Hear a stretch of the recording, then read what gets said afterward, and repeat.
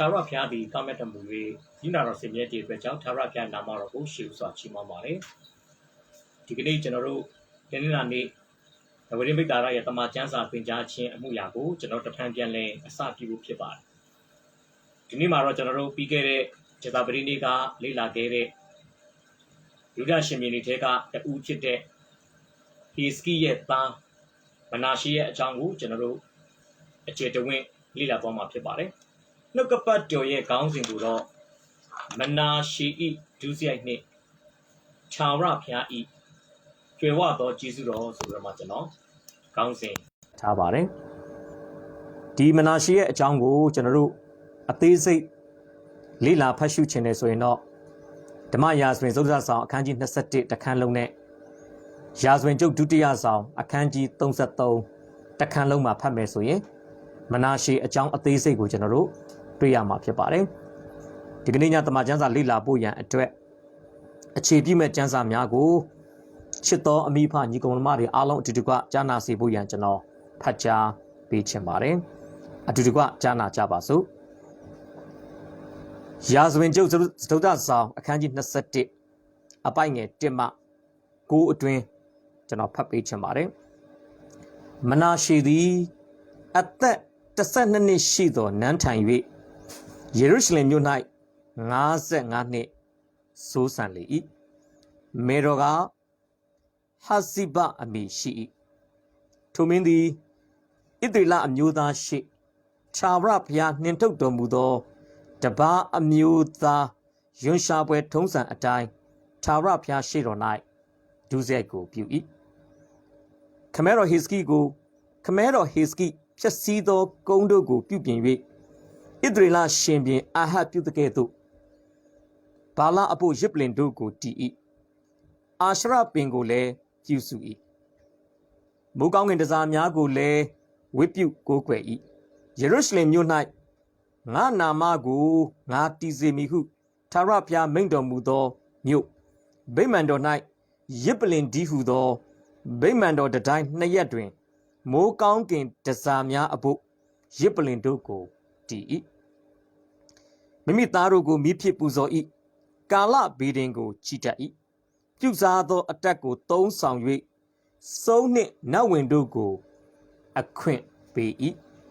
Tarapia and yet go nose or chinga she don't like Miaswato do say go beauty. E Bayman night lagal Idrila Kay Miaro doing na Yuik out door Jerusalem unite lagal Nana Mago a saint and yang Natizemihu Tarapia the Daway Taro Shalomon ah Maindo Muya night. Ye sound though, Baymando Tema, Mimi Pusudo, Ashra Benit to our local you to go. Dinta eat. Nama Tadamia a die, Nacho Moshi, Ma Tadamia a die. Idrila a Muda Rudi. Chin a South Shaolin. Through Bubiru a Na Pedo Pima. Through go Nautapan, Na Mashima Pianhu, Mendo Mudole. Through the Namata. Idrila a Mudaru Shima. Tarapia Piasido Mudo, Lunugu, Lumuro Beauty Chet Taiwi, Juzeko, Juzi Chinga, Manashi the three soundly. Janet Jambai de Roger, no got the winger in it. Look at the near Rima, and Ted Wimbidoma, at this say, Salapachapi Mapipare, Tigni Pachador and Nogatoha, Kikala Assessor Piashan, County Pilare, 2 and not 20 Asagari, Pit Rich out. Jana and Nugato, Api Janare at the Boba, Apia, the king at the Tampane, County Pevasi, Kana Sudan and Java. So Jesu Shampa, Kurago, Jesu Dene, Jesu Bango Chimambare. The abiti at the chamber to chain. No capato, Tatanabu Longan Mataro, County Baby, Bosan Lare at Rich out, Gong Jesu Bango Chimambare. Masomulin Tibare, pa, Masomulin Chapio wing at the pare, Tudole, Jana and Nugato, County Baby. Jana at the Uchin Tel Chinzi at the Tago, he should crenite Solendo, Pieto Yausi Buyan. Maza Pusame to have Piashan Dali Kit Rich out. Payadakin and Namarago, Shilswa Chimamare. Now Saturday Yamanamago Yishu Pia Metona Manai, Sitale Pesha Pare. Let Orema, Tama Chansa, Jana Chiapi Korogo, to do a cook women Chinaigo, second and an ekama. Pialkin Pure Chitu Chimaja we can let. She shoot Pia Metona Manai Chibon at Chinaigo little night, second and Nambare, a part of Rebesato Piashin. Amen. မနာရှေဤဒုစရိုက်နှင့်သာရဖျားဤကျွေဝသောကျေးဇူးတော်ဆိုတဲ့အကြောင်းနဲ့ပတ်သက်ပြီးဒီနေ့ကျွန်တော်တို့အကျေတဝင့်ကျွန်တော်တို့လေ့လာသွားမှာဖြစ်ပါတယ်ပြီးခဲ့တဲ့ history အကြောင်းသင်ကြားတုန်းကလည်းကျွန်တော်ပြောခဲ့ပြီးပါပြီမနာရှေဟာယူဒဘုရင်တွေထဲမှာနန်းသက်အရှည်ဆုံးဘုရင်တစ်ပါးဖြစ်ပါတယ်သူဖခင် history သေနာဆွဲနေတဲ့အချိန်မှာနော်ဘုရားသခင်ထံမှာမျက်ရည်နဲ့ဆုတောင်းခြင်းအဖြစ်နော်ဘုရားသခင်က history မင်းကိုကမ္ဘာမြေကြီးပေါ်မှာအသက်15နှစ်ဆက်ရှင်ခွင့်ပေးတဲ့ကာလအပိုင်းခြားထဲမှာဒီမနာရှေဆိုတဲ့ပုဂ္ဂိုလ်မွေးဖွားလာတာဖြစ်ပါတယ်သူနန်းတက်တဲ့အချိန်မှာသူ့အသက်ကိုတမန်ကျမ်းစာက12နှစ်လို့ဖော်ပြတဲ့အတွက်ကြောင့်နော်သူ့ဖေအသက်ဆက်ရှင်ရတဲ့15နှစ်ထဲက12နှစ်ကိုနှုတ်မယ်ဆိုရင်တော့ history သေနာဆွဲတဲ့နေရာကနေပြန်လည်ထမြောက်ပြီး3နှစ်အကြာမှာဒီသားကိုရခဲ့တာဖြစ်ပါတယ်ယူဒရာဇဝင်မှာတော့မနာရှေဟာတော်တော်လေးကိုဆိုးရွားအသက်ရှင်ခဲ့တဲ့ပုဂ္ဂိုလ်တစ်ယောက်ဖြစ်ပါတယ်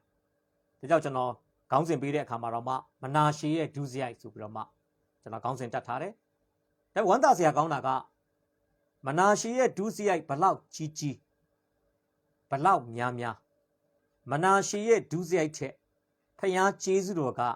သာ၍ကျွေဝတယ်ဆိုတာကျွန်တော်တို့တွေ့ရမှာဖြစ်ပါတယ်ဖျားရှင်နာမှာတာရဲ့ပုံကြည့်ပါစေကျွန်တော်တို့ယောမဩရစာခန်းကြီး9ပိုက်ငယ်20မှာလဲတမန်တော်ရှင်ပေါလုကဘာပြောထားလဲယောမမျိုးနဲ့ရှိတဲ့အသင်းတော်ကိုစာရေးတဲ့အခါမှာအပြစ်ပွားများသည့်အရာမှာကျေးဇူးတော်သာ၍ကျွေဝတယ်လို့ရှင်ပေါလုကဖော်ပြခဲ့တာဖြစ်ပါတယ်မှန်ပါတယ်မနာရှေရဲ့အပြစ်အယံလဲများတယ်အယံလဲကြီးတယ်ဒါပေမဲ့ဖျားရဲ့ကျေးဇူးတော်ကမနာရှေရဲ့အပြစ်ကိုဖုံးအုပ်ဖို့မနာရှေရဲ့အပြစ်ကိုဟာလာလွတ်ငြိမ်းချမ်းသာခွင့်ပေးဖို့ရန်အတွက်ဖျားရဲ့ကျေးဇူးတော်ဟာလုံလောက်တယ်မနာရှေရဲ့အပြစ်တဲ့ဖျားရဲ့အပြစ်ဟာတာလွန်ကြီးမားတယ်ဆိုတာကိုကျွန်တော်ဒီနေ့400ခန်းကြီး21 600ခန်းကြီး33ကိုကျွန်တော်တို့အခြေခံပြီးတော့မှကျွန်တော်လေ့လာသွားမှာဖြစ်ပါတယ်ဆိုတော့ဒီနေ့လေ့လာမယ့်အရာကိုကျွန်တော်ခေါင်းစဉ်လေးတွေဘေးခေါင်းစဉ်လေးပေါ့၄ခုပေးထားတယ်နံပါတ်1ကပွားများသောအပြစ်နံပါတ်2ကအပြစ်ကြောင့်စီရင်ခံရခြင်းနံပါတ်3ကတာ၍ကျွယ်ဝသောဂျေဇုတော်နံပါတ်4ကတော့ဂျေဇုတော်နဲ့အထိုက်အလျောက်အသက်ရှင်ခြင်းဆိုပြီးတော့မှမနာရှေရဲ့အကြောင်းကိုကျွန်တော်ခေါင်းစဉ်ငယ်လေး၄ခုနဲ့ကျွန်တော်ဖော်ပြသွားမှာဖြစ်ပါတယ်မနာရှေရဲ့အဓိပ္ပာယ်ကကျွန်တော်အားလုံးသိထားပြီးတဲ့အတိုင်းပဲဒီယောသန်အေဂရုတိုင်းပြည်မှာရောက်တဲ့အခါမှာနော်ဇာဖနာတဖာနာဘွဲ့ကိုယောသန်ခံပြီးတဲ့နောက်ပိုင်းမှာနော်သူဇနီးသည်အာတနတ်အဖြစ်ယောသန်ပိုင်ဆိုင်ခဲ့တဲ့သား2ဦးရှိပါတယ်တဦးရဲ့နာမည်ကတော့မနာရှေဖြစ်ပြီးတော့မှတဦးရဲ့နာမည်ကတော့အေဖရိမ်ဖြစ်ပါတယ်မနာရှေရဲ့အဓိပ္ပာယ်ကတော့ကပောက်ကျန်ခန်းကြီး41အပိုင်ငယ်53ကျွန်တော်ခဏကြားပါတယ်မနာရှေရဲ့အဓိပ္ပာယ်ကငါခံရသမျှသောပင်ပန်းခြင်းနှင့်ငါအဘ၏အိမ်သားအပေါင်းတို့ကိုငါမေ့စေခြင်းကဖျားသခင်ပြုတော်မူပြီးဆိုပြီးတော့မှမနာရှေရဲ့အဓိပ္ပာယ်က forgetful မေ့လျော့ခြင်းဆိုတဲ့အဓိပ္ပာယ်ဖြစ်ပါတယ်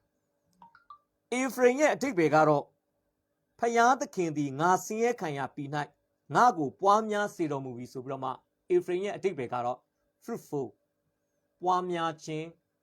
အသီးသီးခြင်းဆိုတဲ့အဓိပ္ပာယ်ဖြစ်ပါတယ်ဒါကြောင့်ကျွန်တော်တို့မကြာခဏဝิญဉ်ပိုင်းဆိုင်ရာမှာသင်ခန်းစာကျွန်တော်အများအားပေးပါတယ်ခရိယန်တယောက်ရဲ့အသက်တာမှာမနာရှေမမွေးသည်၍အေဖရိမ်ကိုပိုင်ဆိုင်ခွင့်မရှိဘူးဆိုတဲ့သုံးသင်ချက်ပဲဖြစ်ပါတယ်ဆိုလိုချင်တာပါလေအတိတ်ကာလကနာကြီးတဲ့အရာတွေအတိတ်ကာလကခါးသီးတဲ့အရာတွေကိုအသက်တာထဲမှာမမေ့နိုင်သည်၍ခွင့်မလွတ်နိုင်သည်၍ဝိညာဉ်ပိုင်းဆိုင်ရာမှာတိုးပွားခြင်းအသီးသီးခြင်းအတွေ့အကြုံကိုခံစားဖို့ဘလို့နီးနေမှမဖြစ်နိုင်ဘူးဆိုတာကျွန်တော်ဒီနေ့ဖော်ပြပေးခြင်းပါတယ်ကဲမနာရှေရဲ့အဓိပ္ပာယ်ကဘာလဲမနာရှေရဲ့အဓိပ္ပာယ်ကဆောစောကျွန်တော်ပြောတယ် forgetful အဲ့ဒီအဓိပ္ပာယ်ဖြစ်ပါတယ်ဟုတ်ပြီဒါဆိုရင်ကြည့်အောင်မနာရှေနဲ့ပတ်သက်ပြီးတော့မှ400အခန်းကြီးအခန်းကြီး21မှာတမန်ကျမ်းစာကဘလို့ဖော်ပြထားလဲကျွန်တော်ဖတ်ပြီးသွားပါပြီကျွန်တော်ပြန်ပြီးတော့မှဖော်ပြခြင်းတယ်သူကအသက် 12နှစ်မှာဘယင်ဖြစ်လာငယ်ငယ်လေးပဲနော်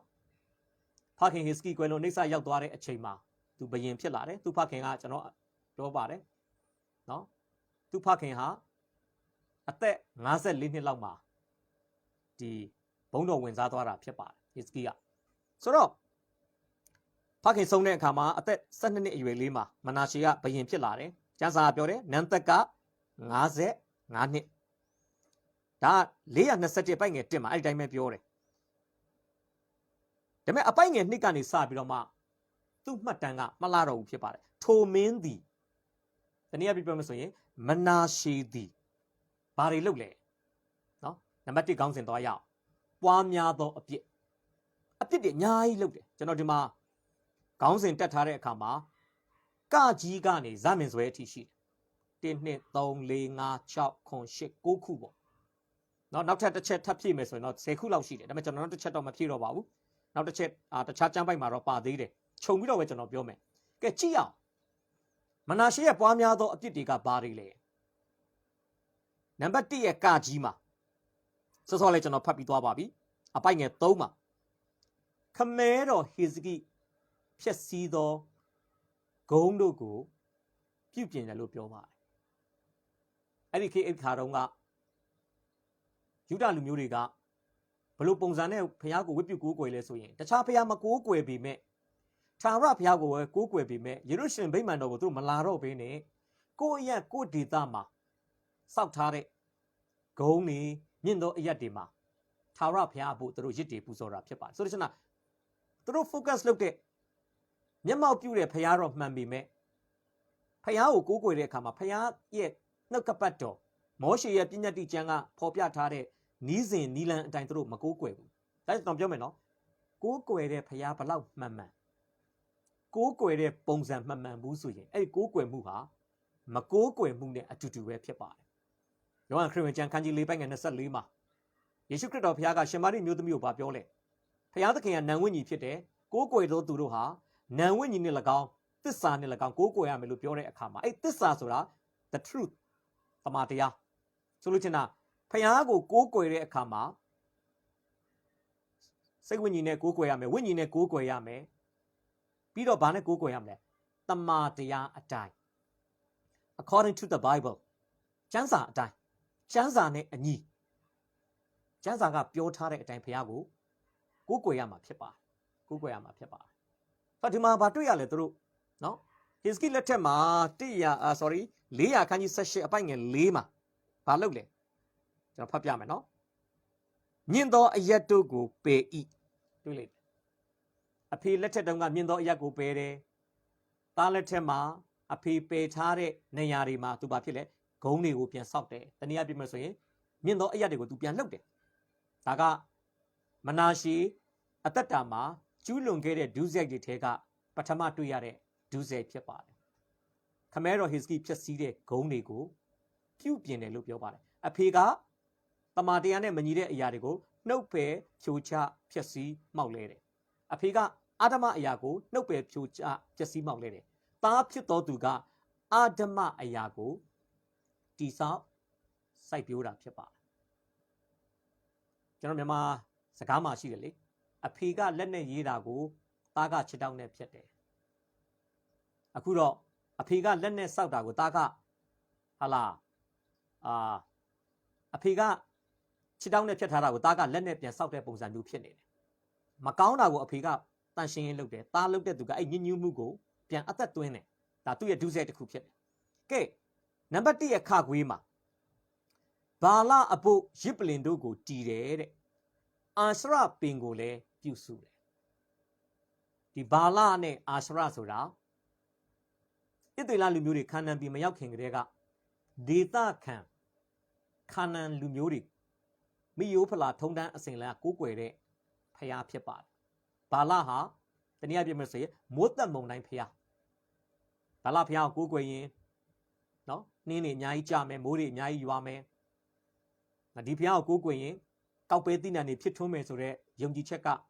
ခါနနိလူမျိုးတွေမှာရှိတာနော်ခါနန်လူမျိုးတွေနေထိုင်ရာအရက်ဒေသဖြစ်တဲ့ခါနန်ပြည်မှာဣသရေလလူမျိုးတွေလည်းပြောင်းရွှေ့နေထိုင်ရင်းနဲ့ကျွန်တော်အရင်သင်ခန်းစာတွေမှာလည်းပြောပါတယ် အာဗြဟံလက်ထက်ဣဇက်လက်ထက်ယာကုပ်လက်ထက်မှာဣသေလလူမျိုးတွေရဲ့အဓိကစီးပွားရေးလုပ်ငန်းဟာမွေးမြူရေးဖြစ်တယ်။မွေးမြူရေးဖြစ်တယ်။နော်သူတို့ရဲ့ဟေဘရဲဆိုတဲ့နာမည်ရဲ့အဓိပ္ပာယ်ကဟေဘရဲဆိုတာ outsider နော်ဒီအပြင်လူဆိုတဲ့အဓိပ္ပာယ်လည်းဖြစ်တယ်လို့ဟေဘရဲဆိုတာခြေသလုံးအိမ်တိုင်းပုံစံမျိုးနဲ့တနေရာကနေတနေရာအပြောင်းအလှည့်လှည့်သွားတဲ့လူတွေကိုလည်းဟီဘရူးဟေဘရဲလို့ခေါ်တာ။နော်ဒါကြောင့်ဟေဘရဲကအပြင်လူဆိုတဲ့အဓိပ္ပာယ်လည်းရှိတယ်လို့နော်လှည့်လေပြောင်းရွှေ့နေထိုင်တဲ့လူဆိုတဲ့အဓိပ္ပာယ်လည်းဖြစ်တယ်ဆိုတော့ဘာလို့လဲဆိုရင်အားလုံးသိပါတယ်နော်တရိษံတွေမွေးပြီးတော့မှတနေရာထဲမှာကြာနေရင်တရိษံတွေဆိုင်းနဲ့ဇကြက်တွေကုန်သွားနိုင်တယ်နော်ကုန်သွားနိုင်တယ်ဘာလို့တရိษံတွေကပွားလာမယ်များလာမယ်ဒီကမျက်ပင်တွေကပြန်မပေါက်နိုင်တော့ဘူးဗျာတရိษံတွေရဲ့အာဘူမိပြီးတော့မှနော်သူတို့ကအချိန်ပြန်ယူရတာဆိုတော့ဒါကြောင့်သူတို့ဘာလုပ်လဲတနေရာမှာတရိษံတွေကိုဟလာကာလအပိုင်းခြားတစ်ခုထိန်းချောင်းပြီးပြီဆိုရင်မြက်တွေပါသွားပြီဆိုရင်နောက်တနေရာကိုပြန်ပြောင်းတယ်နောက်တနေရာပြန်ပြီးစကြက်အစ်စ်မှာညင်ရိုင်းနေနဲ့နော်တရိษံတွေကိုတစ်ခါပြန်မွေးတယ်အဲ့လိုရွှေ့ပြောင်းနေတာဒါအာဗြဟံဣဇက်ယာကုပ်လက်ထက်မှာဣသေလလူမျိုးတွေရဲ့နေထိုင်မှုပုံစံဖြစ်ပါတယ်သို့ပေတော်ညာလေယောရှုတို့ခါနန်ပြည်ကိုသိမ်းတဲ့အချိန်မှာကြတော့ဘာဖြစ်သွားလဲဆိုရင်ယောရှုမဆာမှာကျွန်တော်တွေ့ရတယ်နော်လူမျိုးအနွယ်လိုက်စာရေးတံချတယ်မဲဖောက်တယ်စာရေးတံချပြီးတော့မှဆိုင်ရာနေမြေတွေအမွေခွဲကြတယ်အားလုံးကကိုစီနော်မြေကွက်တွေရကြတယ်မြေတွေခြံတွေပေါ့ဗျာဆိုတော့အဲ့ကလေးကစပြီးတို့ကတနေရာထဲမှာအခြေချနေထိုင်တဲ့အတွက်ကြောင့်မွေးမြူရေးလုပ်ငန်းဟာအရင်လိုစီးပွားဖြစ်လုပ်ဖို့အတွက်ပဏာမစားတော့အဲ့ကြောင့်တို့ကဘာလုပ်လဲဆိုရင်စိုက်ပျိုးရေးလုပ်ငန်းကိုတို့အဓိကတို့တစ်ခါမှဘယ်လိုလဲထိရောက်ပေါက်မြောက်မလုပ်ဘူးတဲ့စိုက်ပျိုးရေးလုပ်ငန်းကိုတို့ကအခြေချလှုပ်ဆောင်ဖို့ဖြစ်လာတဲ့အခါမှာတို့မကျွမ်းကျင်တဲ့အလုပ်တစ်ခုဖြစ်တဲ့အတွက်ကြောင့်ဒေသခံခါနန်အမျိုးသားတွေရဲ့ဟလာမျိုးစေ့ကျဲတဲ့ပုံစံပဲဖြစ်လေထုံတဲ့ပုံစံပဲဖြစ်ဒီအလေးအထတွေကိုတို့ကျွန်တော်မြင်ပါတယ်သင်ယူစီးပူးပါလိမ့်မယ်ဖြစ်ချင်တော့ခါနန်ပြည်သားတွေရဲ့စိုက်ပျိုးရေးလုပ်ငန်းဟာဘာလဖျားမပိုင်မပြီးဘူးဗျဘာလဖျားမပိုင်မပြီးဘူးဘာလကိုပူဇော်ပတ်တာပြီးမှနော်တို့ကျွန်တော်ထင်တယ်ထွန်းတုံးချပွဲပဲဖြစ်နော်မျိုးစေ့ကျဲတဲ့အားပဲဖြစ်ဘာလပါနေတယ်ဒါကြောင့်ယောမကိုရောက်ရင်ယောမလူကျင့်ရမယ်ဆိုတော့စိုးစကားပဲသွားပြည့်စုံလာတော့မပြောတတ်ဘူးယူဒဒီဣသေလလူမျိုးတွေကခါနန်ပြည်ကိုရောက်မှတော့နော်စိုက်ပျိုးရေးလုပ်ငန်းကိုလုပ်မှတော့ခါနန်ပြည်သားတွေရဲ့အလေးအထကိုငါတို့လည်းပုံတူကူးချမယ်ဆိုပြီးတော့မှကျွန်တော်မြင်ပါတယ်နော်သူတို့ရဲ့စိုက်ပျိုးရေးလုပ်ငန်းနဲ့ဆက်နွယ်ရင်းနဲ့ဘာလဖျားဟာသူတို့ရဲ့ကိုးကွယ်မှုပုံစံထဲမှာနော်ဖျားသခင်နဲ့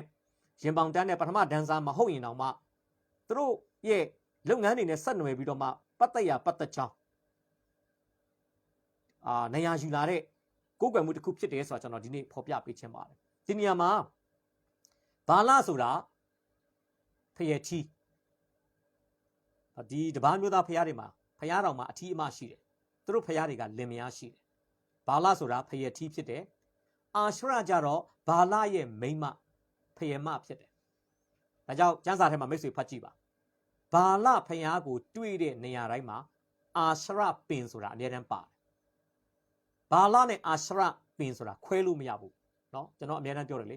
အချင်းနဲ့စာလင်နဲ့မယားအများတန်းတွဲနေတယ်လို့ပဲဘာလနဲ့အာရှရကလည်းခွဲလို့မရဘူးသူတို့ကမခွဲအတူနေတဲ့ဖယက်ထီနဲ့ဖယမဖြစ်တယ်ဆိုတော့ဒီမှာဘာတွေ့ရလဲဆိုရင်အာရှရပင်လို့ပြောတဲ့အတွက်ကြောင့်ကျွန်တော်အစတော့ကကျွန်တော်မသိဘူးဗျအပင်လို့ပြောတဲ့အတွက်ကြောင့်ကျွန်တော်စိတ်ထဲမှာထင်တာကစိမ့်လန်းနဲ့เนาะဘာလချစ်ပလင်ပြီးနာမှာစိမ့်လန်းနဲ့တစ်ပင်ကြီးတစ်ပင်စိုက်ထားတယ်လို့ထင်တာမဟုတ်ဘူးအာရှရပင်ဆိုတာကတကယ်တော့တစ်သားပြားပဲတစ်သားပြားမှာကျွန်တော်မြင်ပါတယ်ကနုတ်ကပန်းနေနဲ့နော်ကျွန်တော်မြင်တယ်ဖယမရဲ့ပုံရိပ်တွေထွင်းထားပါလိမ့်မယ်ဒါမှမဟုတ်လေဆေးတွေခြေထားပါလိမ့်မယ်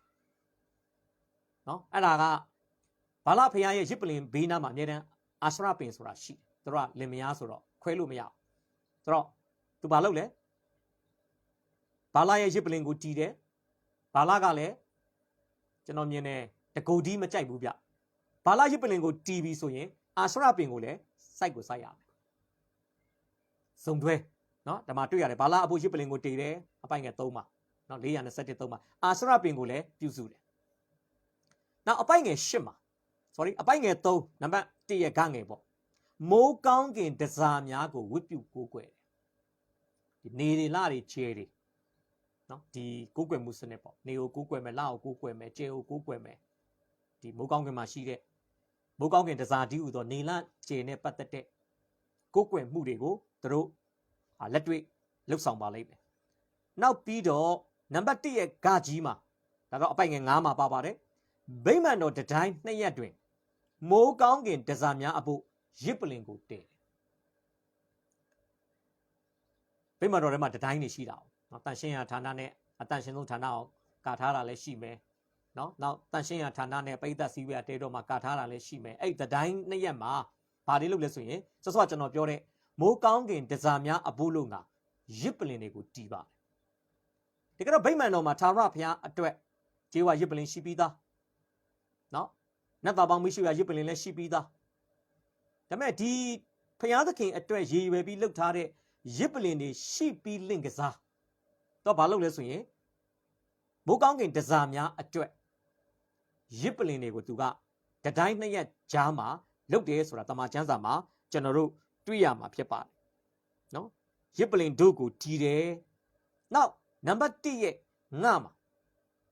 မိမိသားကိုနော်မိမိသားကိုမီးဖြစ်ပူဇော်တယ်ဒါကမောလုတ်ဖျားကိုသူတို့ပူဇော်တဲ့ရှေးရိုးထုံတန်းအစဉ်လာဖြစ်ပါတယ်ဒီ633ထဲကကျမ်းချက်လေးနဲ့ကျွန်တော်ရှင်တွဲပြီးတော့မှကျွန်တော်ဖော်ပြပေးချင်ပါတယ်600အခန်းကြီး33မှာဘာပြောလဲဆိုရင်အပိုင်ငယ်6မှာနော်မိမိသားတို့ကိုဟိန်နုံသားကြိုက်၌မီးဖြစ်ပူဇော်၏တဲ့တကယ်တော့ဘုရားသခင်ကရစ်ကောင်ကိုပဲပူဇော်တာတရိษံကိုပဲရစ်ပူဇော်တာဘုရားရှင်လက်ခံတာဖြစ်တယ်လူကိုဘုရားသခင်ပူဇော်တာဘုရားသခင်လုံးဝမကြိုက်ပါဒါပေမဲ့တပါးမျိုးသားတွေကလူကိုပူဇော်တာသူတို့လုပ်နေတယ်ကျွန်တော်ကြည့်တဲ့အခါမှာအဲ့ဒီမောလုတ်ဘုရားကဒီကျွဲကောင်းလူနွားကောင်းလူနဲ့ခန္ဓာကိုယ်ကတော့လူခန္ဓာကိုယ်ပုံစံထိုင်နေတဲ့ပုံစံနော်သူ့လက်ထဲမှာမောလုတ်ဘုရားရဲ့ရစ်ပရောဟိတ်ကဘာလို့လဲဆိုကလေးလေးတွေကိုမီးနဲ့ပူဇော်ရတယ်မီးနဲ့ပူဇော်တဲ့ပြောတဲ့အခါမှာကလေးတွေကိုမီးရှို့တာမျိုးမှုတ်ပေးနဲ့ကျွန်တော်ဖတ်တဲ့စာတွေမှာတော့အသေးစိတ်တော့မပြောသူကဘလို့အင်္ဂလိပ်မှာတော့ဘလို့သုံးတယ်ဆို pass through ကလေးတွေကိုမီးထဲမှာဖြတ်ခိုင်းတယ်ကလေးမွေးကင်းစားအထူးသဖြင့်သားဦးယောက်ျားလေးတွေကလေးကိုမီးထဲမှာဖြတ်ခိုင်းတယ်ဘလို့ဖြတ်ခိုင်းလဲလို့မပြောတတ်ဘူးကလေးကိုလင်မန်းထဲမှာထည့်ပြီးမီးထဲမှာထုတ်လိုက်ထဲလိုက်လောက်တာလားဒါမှမဟုတ်လို့ရှိရင်မီးဘုံထဲမှာကလေးကိုဒီဘက်ကနေဟလာဘလို့ခေါ်မလဲဂေါ်ပြားလူဟာနဲ့ထည့်ပြီးဟိုဘက်ကိုဟလာဟိုဘက်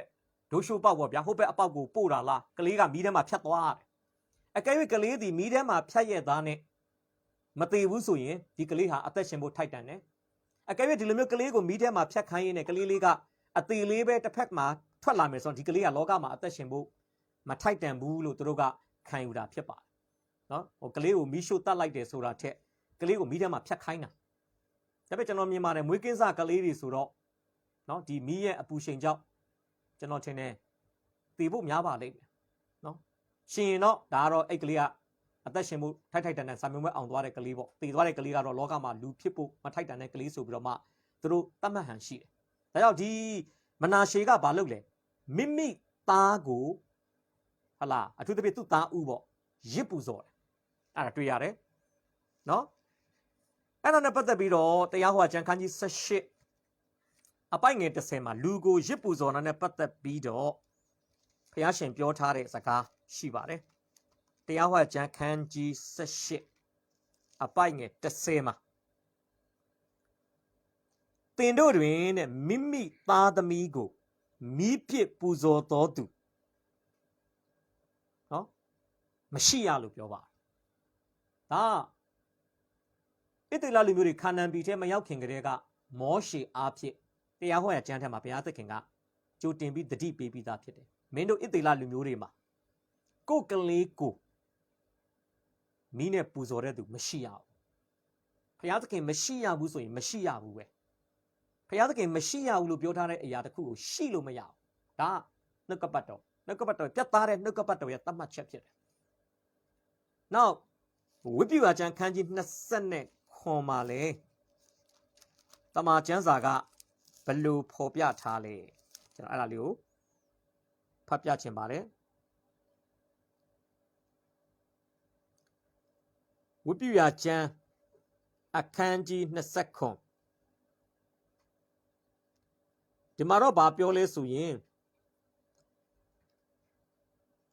အပိုက်ငယ်29မှာလူကိုချိန်ဆို၍ပူဇော်လင်နောက်တစ်ဖန်မရွေးရတိုက်ရမည်ကျမ်းစာမှာအဲ့လိုပြောတဲ့အတွက်ကြောင့်လူကိုပူဇော်တာကိုဖယားသခင်ကနှစ်သက်တယ်လို့ပြောတာမဟုတ်ဘဲနဲ့နော်ရေပသားရဲ့အဖြစ်လို့ပေါ့ရေပသားကသူစစ်နိုင်လို့ရှိရင်သမီးကိုပူဇော်ပါသူအိမ်ဝါကနေသူအရင်ဆုံးကြိုဆိုတဲ့သူကိုပူဇော်ပါမယ်လို့ပြောတဲ့အခါမှာသူဥတီတော်သမီးလေးကကြိုဆိုတာသမီးကိုဘာလုပ်လိုက်ရလဲသူပူဇော်လိုက်ရတယ်ဒါကတော့ဒါအခွင့်တော်အလိုတော်မဟုတ်ဘူးဖယားကျိန်ဆိုခြင်းကိုအရန်ရန်မပြုစေချင်တာဖယားကတရိษံကိုပဲရစ်ပူဇော်တာကြိုက်တယ်သူ့ပေတော်ညာလဲသစ္စာဂတိပြုတဲ့အခါမှာလူကိုပူဇော်မယ်လို့သစ္စာဂတိပြုခဲ့မိရင်ဖယားအလိုတော်မဟုတ်ပေမဲ့အခွင့်တော်နဲ့ဒီသစ္စာဂတိဒီကျိန်ဆိုမှုကိုအတီးပြုတ်ပေးရတယ်ဆိုတာကိုတမန်ကျမ်းစာမှာဖော်ပြထားတာဖြစ်ပါတယ်သေချာတာတစ်ခုတော့ဖယားသခင်သည်တရားဟောကျမ်းခန်းကြီး18ပိုင်းငယ်30အရလူမိမိသားသမီးကိုမိနဲ့ပူဇော်တဲ့အဖြစ်ဖြစ်ကိုဣသေလလူမျိုးမှာမရှိစေခြင်းဘူးဆိုတာကျွန်တော်ဒီနေ့ဖော်ပြပေးခြင်းပါတယ်နောက်နံပါတ်1ရဲ့စလုံးမှာမနာရှေဘာလုပ်လဲကာလဘေဒင်ကိုကြည့်ရှုတတ်တယ်ကျွန်တော်တို့ဘေဒင်လက္ခဏာကြည့်တာကျွန်တော်တို့မြန်မာလူမျိုးနဲ့တော့မစိမ့်ပါဘူးအခုကျွန်တော်တို့ဘောင်းကန်ခရိယန်လို့ပြောတဲ့သူတွေလဲကာလဘေဒင်ကြည့်တဲ့အလိအထားနဲ့အတိတ်ကာလတုန်းကတနည်းမဟုတ်တနည်းဆက်နွယ်ခဲ့ကြမှာဖြစ်ပါတယ်ကျွန်တော်လူကတစ်ခါခါကြာရင်ခက်တယ်နော်တစ်ခါကြာရင်ကိုဖတ်တဲ့မဂ္ဂဇင်းတွေမှာခုနှစ်ရဲ့သားသမီးနဲ့ပတ်သက်တဲ့တွက်ချက်မှုတွေပါရင်ဖျားမကြိုက်မှန်းသိပေမဲ့ကြော်သွားမှန်းသိပေမဲ့မျက်လုံးလေးကကိုမွေးတဲ့နေ့ကိုတော့နည်းနည်းလေးတော့ချိလိုက်ရသေးတယ်ဗျချိလိုက်မိလို့စိတ်ချမ်းသာစရာစကားလုံးတစ်ခုခုပါမယ်ယာတူးတိုးမယ်လလပဝင်ငွေတွေဝင်မယ်ဆိုရင်အရန်ကြည်နက်တက်တယ်ဗျဒါလူတဘာဝကျွန်တော်ရန်ကုန်မြို့ထဲမှာအခုတော့ရှိသေးလားမပြောတတ်ဘူးလွန်ခဲ့တဲ့အနှစ်20လောက်တုန်းကကျွန်တော်ဘာရှိလဲဆိုရင်ပေါင်ချိန်ဆက်တွေရှိတယ်ပေါင်ချိန်ဆက်တွေရှိတဲ့အခါမှာပေါင်ချိန်ဖို့သွားတဲ့အခါမှာအဲ့ပေါင်ချိန်သမားကဗာမေးလဲဆိုရင်ကျွန်တော်တို့ရဲ့မွေးလကိုမေးတယ်ကျွန်တော်သိတော့မှတ်မိတော့တေချာတော့မွေးလကိုမေးတယ်ပြီးတော့မွေးရက်ကိုလည်းမေးမွေးလနဲ့ကျွန်တော်တို့ရဲ့မွေးနေ့ပေါ့စနေမှာမွေးလတနင်္ဂနွေမှာမွေးလအဲ့ဒါကိုပြောပြီးရင် तू ကခလုတ်လေးတစ်ခုနှိပ်လိုက်တယ်ဗျကျွန်တော်ပေါင်ချိန်တဲ့အချိန်မှာအဲ့ခါမှာဘေဒင်လက္ခဏာနဲ့ဆိုင်တဲ့စာလိပ်လေးကကျလာတယ်အဲ့ဒါလေးကိုကျွန်တော်တို့ဖွင့်ဖတ်လို့ရတယ်အဲ့မှာလည်းခုနကျွန်တော်ပြောသလိုနော်ဒီဟလာကန်ကောင်းမယ်တို့ကန်ဆိုးမယ်တို့စသည်ဖြစ်ပေါ့ဗျာနော်ဒီပုံစံမျိုးလေးပေါ့လူအကြိုက်လူသေးကြီးကြိုက်ဟာလေးတွေသူတို့ရေးသားဖော်ပြတာတွေ့ရဆိုတော့ယုံကြည်သူကတော့နော်တမန်ကျမ်းစာကိုဖတ်ရှုပြီးတော့မှကိုယ့်အနာဂတ်ကိုဘုရားလက်ထဲမှာစိတ်ချလက်ချအပ်ဖို့ပဲဖြစ်တယ်နော်ကျွန်တော်တို့ဟလာနိုင်ငံခြားကိုပြောင်းရွှေ့တဲ့ကိစ္စအောင်မြင်မလားအမေရိကန်ဗီဇာရမလားမရဘူးလားစာမင်းပွဲကိုဂုဏ်တုဘယ်နှခုနဲ့အောင်မလဲဆိုတဲ့ကိစ္စတွေကိုဘေဒင်လက္ခဏာဆရာတွေစီမှာကျွန်တော်တို့တွားရောက်မေးမြန်းခြင်းဟာခရိယန်ယုံကြည်မှုနဲ့မအပ်ဆက်ဘူးဆိုတာကျွန်တော်ဒီနေ့ဖော်ပြပေးခြင်းပါတယ်တရားအကျမ်းခန်းကြီး18အပိုက်ငယ်30မှာဆက်ပြောတယ်။ဘာပြောလဲ။ကိုညံနဲ့ဟောပြောတော်သူဖြစ်လက်တန်သောအမှုကိုကိုညံနဲ့ဟောပြောတော်သူကာလဘေဒင်ကိုကြည်တော်သူတင်တို့မှမရှိစေရဘူးလို့ပြောပါတယ်။ဒါဒီအစီအစဉ်ကိုကြည့်ရှုနေတဲ့ပရိသတ်တွေထဲမှာကာလဘေဒင်ကိုကြည်တတ်တဲ့ခရိယန်ညီကောင်မောင်တော်ဘယ်နှယောက်များပါနေလဲဒီနေ့စဉ်းစားဖို့ဖြစ်ပါတယ်။ပြီးခဲ့တဲ့လအနည်းငယ်က COVID-19 နဲ့ဘုံတော်ဝင်စားသွားတဲ့ကျွန်တော်တို့အမတန်မှချစ်ခင်ရတဲ့ညီကိုကြီးတယောက်ရှိပါတယ်။သူကတခြားသောကိုးကွယ်ယုံကြည်မှုကနေစင်ကာပူနိုင်ငံမှာအလုပ်သွားလုပ်ရင်းနဲ့ခရိယန်တူနာပြုဆရာမတွေရဲ့ဧဝံဂေလိတရားဝင်ငှချက်ကြောင့်သူကအသက်တာပြောင်းလဲလာတယ်။မြန်မာပြည်ပြန်လာတဲ့အခါမှာဒီကျွန်တော်တို့ ਨੇ ဟာလာယုံကြည်ချက်တူတဲ့နော်အဖွဲ့အစည်းတူတဲ့ဒေသန္တရအသင်းတော်တစ်ပါးမှာသူကပါဝင်ဆက်ကပ်တယ်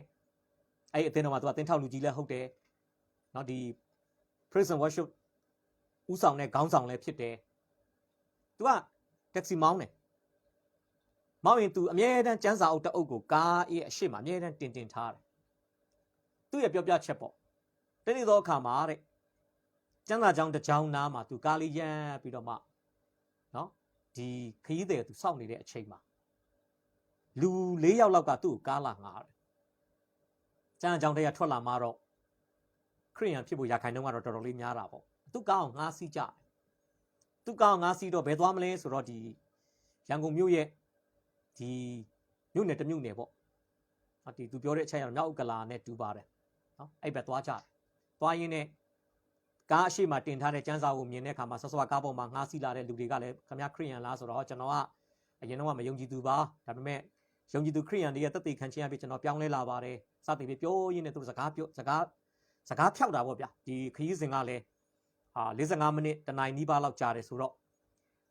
့ကားစီးလာတဲ့အခါမှာသူကမေးတယ်နော်ဒီလူတွေကလည်းဓမ္မဝင်ဆောင်တွေမှန်သူကတိလာတဲ့အခါမှာကျမ်းအကြောင်းတွေကထွက်လာတယ်ဆိုတော့ဒီကျမ်းအကြောင်းအတိုင်းဝိုင်းနဲ့ဆက်တဲ့သူတွေမှန်တိတဲ့အခါမှာသူကလည်းပြောလဲဘယ်သွားမလို့လဲဒီနေရာဒီလမ်းဘာသွားလို့မလို့လဲဘေးတင်သွားမေးမလို့တဲ့အဲ့ခရိယန်တွေကဖြေတယ်အမှသူအရန်အံ့ဩတယ်မယုံကြည်သူကပြောင်းလဲခဲ့တဲ့သူတယောက်အရန်အံ့ဩတယ်ခရိယန်လို့ပြောတဲ့သူ့ထက်စီနီယာကြတဲ့ခရိယန်ပေါ့မွေးခဲ့တဲ့ခရိယန်ဖြစ်လာတဲ့နာမည်ခံခရိယန်တို့သူအရန်အံ့ဩတယ်သူကမေးတယ်ခရိယန်ဖြစ်တဲ့ဘာလို့ဘေးတင်လက္ခဏာကြည့်လာလဲအဲ့ဒီညီကိုညီမတွေကပြန်ဖြေတယ်မဟုတ်ဘူးတဲ့ဒီခေတ်ကြီးမှာခင်မီတဲ့ခရိယန်မှန်ရင်ဘေးတင်လက္ခဏာကြည့်ဘူးရတယ်လို့ပြောပါတယ်အဲ့မှာသူဝမ်းနဲ့ပက်လက်နဲ့သူကသူ့ရဲ့အတွေ့အကြုံလေးကိုကျွန်တော်တို့ကိုပြန်ပြီးတော့မှဝေငှတာကိုကျွန်တော်မှတ်မိပါတယ်နောက်အဖြစ်အပျက်တစ်ခုကျွန်တော်မြောက်တကုံမှာသင်္ဥဆရာအနေနဲ့ကျွန်တော်အစီခံနေတဲ့အခါမှာမြောက်တကုံမှာအစီခံနေရင်းနဲ့တနင်္ဂနွေနေ့တိုင်းညနေ9:00 နာရီမှာကျွန်တော်မြောက်ဥက္ကလာမှာနောက်ပိုင်းမှာတော့အခုတော့အသင်းတော်တော့မရှိတော့နော်သင်္ဥဆရာလည်းဘုံတော်ဝင်စားသွားပြီအသင်းတော်လူကြီးလည်းဘုံတော်ဝင်စားသွားပြီးနောက်ပိုင်းမှာမိသားစုအနှဲငယ်ပဲကြံတော့တဲ့အတွက်ကြောင့်ကျွန်တော်တို့အဲ့အသင်းတော်ကတော့လက်ရှိမှာတော့မရှိတော့ဘူးပေါ့နော်ဆိုတော့အဲ့နေရာမှာကျွန်တော်1999 2000လောက်တုန်းကပေါ့ကျွန်တော်သွားပြီးတော့မှအစီခံတဲ့အခါမှာလာပါဝင်တဲ့ညီမတစ်ယောက်ရှိတယ်သူကတော့မြောက်ကလာမှာနေပြီးမဲ့သူကကျွန်တော်တို့အသင်းတော်မှာပါဝင်တာကြာနေပြီ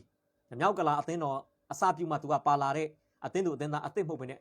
တခြားအသင်းတော်မှာတက်နေကြ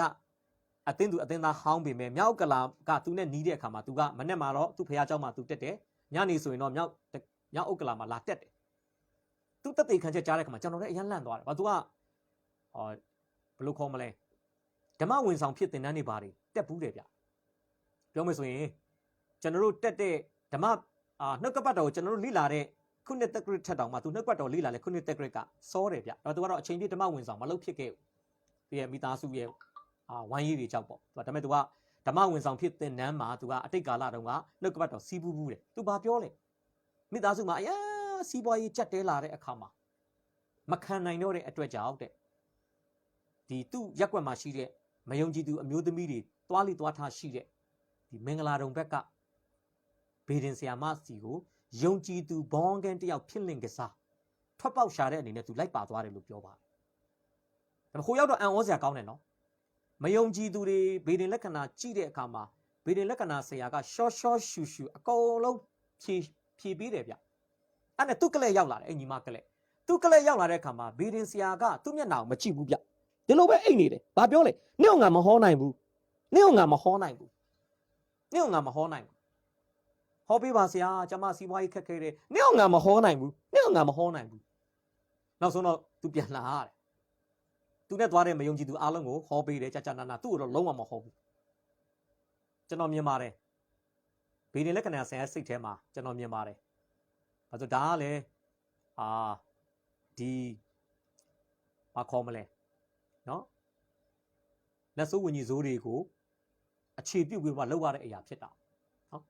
ယုံကြည်သူရဲ့အထက်မှာတန်ရှင်သောဝိညာဉ်တော်ပါသွားတဲ့အခါမှာဟိုလူအတွက်တော့ယုံကြည်သူရဲ့ဖြစ်လက်တန်သောအမှုကိုပြောဖို့အတွက်ကျွန်တော်မြင်ပါတယ်သူ့မှာကြီးမားတဲ့စီတာမှုခံစားရပါလိမ့်မယ်နောက်ဆုံးအဲ့ယုံကြည်သူညီမကဘာဖြစ်လဲဘာတက်သိခံလဲဖခင်ကကောင်းမြတ်တယ်ကျမသာယုံကြည်သူဖြစ်ရသားနဲ့ယူမိုက်နော်မကိုယုံကြည်သူတယောက်ရဲ့အရိုက်အရာကိုမှမထောက်ထားဘဲနဲ့ကျမကမမေးတင်တာသွားမေးဖို့သွားပြီမဲ့ဖခင်သခင်ကအရာကသိမ့်ကိုထိန်းချုပ်လိုက်တဲ့အခါမှာဘေဒင်ဆရာတော်မှကျမသိချင်တဲ့ကျမရဲ့အနာဂတ်ကိုဟောလို့မရဘူးဆိုသူကဟာလာသူ့ရဲ့အမှားအတွက်အကြီးကျယ်နောင်တရပြီးတော့မှအဲ့မြောက်ကလာအသင်းတော်မှာသူတက်တည်ခံတာကိုကျွန်တော်ကြားခဲ့ပူးပါတယ်ဒါကျွန်တော်ချစ်တော်မိတ်ဆွေဒီနေ့ပြောချင်တာက ကာလဗေဒင်ကြည့်တာဘုရားသခင်လုံးဝမကြိုက်ပါဒီအလေးအထရှိတဲ့ညီကိုမောင်နှမတွေဒီအစီအစဉ်ကိုကြည့်ရှုတဲ့အထဲမှာကျွန်တော်တခြားဘာသာဝင်တွေကိုမဆိုလိုပါနာမည်ခံခရစ်ယာန်များကိုလည်းကျွန်တော်မဆိုလိုပါခရစ်တော်၌ဒုတိယကြိမ်မွေးဖွားခြင်းအတွေ့အကြုံကိုခံစားပြီးသားနော်အသက်တဖန်မွေးဖွားခြင်းအတွေ့အကြုံကိုရရှိထားတဲ့တန်ရှင်သောဝိညာဉ်တော်ကျင်းဝတ်တဲ့ကိုခန္ဓာပိုင်ရှင်တွေဖြစ်တယ်ဆိုရင်တော့ဒီအလေးအထကိုကျွန်တော်တို့ရှောင်ရှားဖို့လိုတယ်ဆိုတာကျွန်တော်ဖော်ပြပေးခြင်းပါတယ်ကဲနံပါတ်1ရဲ့စလိမ်မှာတော့ဘာပြောလဲ400ခန်းကြီး21ပိုက်ငယ်6ပြုစားတတ်သောအတက်ကိုသုံးဆောင်၍စုံနှင့်နတ်ဝင်တို့ကိုအခွင့်ပေးတယ်မနာရှေကအထက်လန်းအောက်လန်းပညာတွေထဲမှာသူကျင်လဲပါတယ်တကယ်တော့ကျွန်တော်တို့ဟလာအမြဲတမ်းကျွန်တော်တို့ကြားနေတဲ့ပြောနေတဲ့တရေဆိုတာနော်တချို့ကထင်တာတရေဆိုတာတည်သွားတဲ့သူကနေဖြစ်လာတယ်လို့တချို့ကထင်တယ်ဒါကျမ်းစာနဲ့မညီပါဘူးကျမ်းစာအရပြောမယ်ဆိုရင်လူသည်တစ်ခါတည်းတည်၍ထို့နောက်မှာတရားစင်ခြင်းကိုခံရတယ်ယုံကြည်သူတည်ရင်ခရစ်တော်ကိုယုံကြည်ပြီးတဲ့သူတယောက်တည်ဆုံးရင်တည်ဆုံးပြီးတာနဲ့ဘုရားသခင်နိုင်ငံတော်ကိုရောက်သွားမှာဖြစ်တယ်လို့ခရစ်တော်ကိုယုံကြည်ခြင်းမရှိဘဲနဲ့တည်ဆုံးတဲ့သူဆိုရင်တော့တည်ဆုံးပြီးတာနဲ့သူကမရဏကိုသူကရောက်မှာဖြစ်ပါတယ်နော်တည်ဆုံးသောသူတယောက်ရဲ့နံဝိညာဉ်ဟာကဘာမြေကြီးပေါ်မှာလှည့်လေပတ်ဖို့ဆွေမျိုးသားချင်းတွေကိုနှုတ်ဆက်ဖို့အခွင့်အလမ်းမရှိပါနော်ခန္ဓာကိုယ်တစ်ခုခုထဲမှာပြန်ဝင်ပြီးတော့မှဘဝအတ္တတာကိုပြန်အစပြုဖို့လည်းလုံးဝမဖြစ်နိုင်ပါလုံးဝမဖြစ်နိုင်ပါတချို့ကဘယ်လိုထင်လဲတည်သွားတဲ့အမေကတရေပြန်လာ6တယ်ဒါယုံကြည်သူတွေချုပ်ပြောတယ်နော်ယုံကြည်သူတွေဒါကျွန်တော်နားလေတဲ့လောက်တော့စာရမဏကလှည့်စားတာပဲတချို့ပြောလဲဒီအမျိုးသမီးတည်သွားတယ်ဒီအမျိုးသမီးကလမ်းလျှောက်တဲ့ခါမှာအနောက်ကနေလိုက်လက်ခြေတံကြောက်လက်ကြည့်လိုက်တော့သူ့ကိုတွေ့အဲ့ဒါတွေကစာရမဏရဲ့လှုပ်ဆောင်ချက်တကယ်တော့နတ်ဆိုးဝิญဉ်ဆိုးများသည်တည်ဆုံးသွားတဲ့တစုံတစ်ယောက်သောသူမတည်ဆုံးခင်မှာနေခဲ့ထိုင်ခဲ့တဲ့သူ့ရဲ့ပုံရိပ်တွေသူသုံးဆွဲတဲ့ပစ္စည်းတွေသူ့ရဲ့အလေးထားတွေကိုသိတဲ့အတွက်ကြောင့်အသက်ရှင်ပြီးကြံခဲ့တဲ့သူတွေကိုတစ်ဖက်လက်နဲ့လှည့်စားဖို့ရန်အတွက်ဒီလူရဲ့ကိုခန္ဓာအနံ့မျိုးတွေပေးတာမျိုးတွေဟာလာဒီလူပုံစံမျိုးနဲ့ခန္ဓာကိုယ်ကိုပြတ်ပြီးတော့မှလူတွေကိုလမ်းလွဲစေတာမျိုးတွေလုပ်တတ်တယ်ဆိုတာကျွန်တော်ဒီနေ့ဖော်ပြပေးချင်တာဖြစ်ပါတယ်ဒါကြောင့်ယုံကြည်သူဟာအောက်လန်းအထက်လန်းပညာတွေလုံးဝမတုံ့ဆွဲသင့်ပါနော်ကျွန်တော်တို့ဒီခဝဲချံမှာကျွန်တော်ဥရွှေနုလမ်းမှာမိတ္တာရတစ်ခုကိုကျွန်တော်သွားပြီးဥဆောင်တဲ့အခါမှာအခုတော့အဲ့မိတ္တာရအင်ရှင်အဖွားပဲဖြစ်ဖြစ်နော်အန်တီပဲဖြစ်ဖြစ်ရှေ့စနောက်ဆင်းပေါ့တာမီနောက်ကဘုံတော်ဝင်စားသွားပြီအဲ့မိတ္တာရလည်းကျွန်တော်တို့ပိတ်ခဲ့တာ3နှစ်နီးပါးလောက်ရှိသွားပြီဆိုတော့အဲ့မိတ္တာရသွားပြီးတော့မှကျွန်တော်အပြန်အတွက်ပဲဖြစ်ဖြစ်ပေါ့ကျွန်တော်ဒီတက်ဆီစောက်တဲ့အချိန်မှာအဲ့နားမှာပါရှိလဲဆိုရင်လူသေးကိုမေးမြန်းတဲ့ဒီဆရာတယောက်ရှိတယ်နော်သူကအမှလူသေးတွေကိုမေးမြန်းလို့ရတယ်နော်တနည်းအားဖြင့်ပြောမယ်ဆိုရင်သေဆုံးပြီးသားတမလွန်မှာရောက်ထားပြီးသားကိုယ့်ဆွေမျိုးသားချင်းတွေနဲ့ပြန်တွေ့ချင်ရင်အဲ့မှာသွားဆက်သွယ်လို့ရတယ်ဒါကကျွန်တော်ပြောချင်တာတမန်ကျမ်းစာကယုံကြည်သူတွေကိုဒီလိုလုပ်ဖို့ခွင့်မပြုထားဘူးဆိုတော့ကျွန်တော်ဒီနေ့ဖော်ပြပေးခြင်းပါပဲเนาะတချို့ရှိရလေတေပြီးတဲ့ဟာလာခင်မွန်းတယ်နဲ့စကားပြန်ပြောချင်တာတေပြီးတဲ့ဇနီးတယ်နဲ့ပြန်ပြောချင်တဲ့အခါမှာဂျားခံနတ်ဆိုးဝิญဉ်ဆိုးကနေတဆင့်ဆက်သွယ်တဲ့လုပ်ရက်တွေဆက်သွယ်တဲ့အပြုအမူတွေဒါတွေအားလုံးဟာနှုတ်ကပတ်တော်နဲ့မညီညွတ်သလိုစာတန်မာနနဲ့နတ်ဆိုးဝิญဉ်ဆိုးတွေရဲ့လူသားတွေရဲ့ယုံကြည်မှုလွန်ကဲတဲ့အရာပေါ်မှာဟာလာလှည့်စားမှုတက်တက်ဆိုတာကိုကျွန်တော်ဒီနေ့ဖော်ပြပေးချင်တာဖြစ်ပါတယ်။နောက်တရားဝင်18အပိုင်ငယ်17မှာဗာပြောလေမကောင်းသောအတက်ကိုပြုစုသောသူပြုစားတတ်သောသူနတ်ဆိုးနှင့်ပေါင်းဖော်သောသူဝိဇ္ဇာအတက်ကိုပြုသောသူလူသေးကိုမေးမြန်းသောသူတစုံတစ်ယောက်မျှမရှိရလို့ကျမ်းစာကအတက်အလင်းကိုဒီနတ်ဆိုးဝิญဉ်ဆိုးတွေနဲ့ပတ်သက်ဆက်နွယ်တဲ့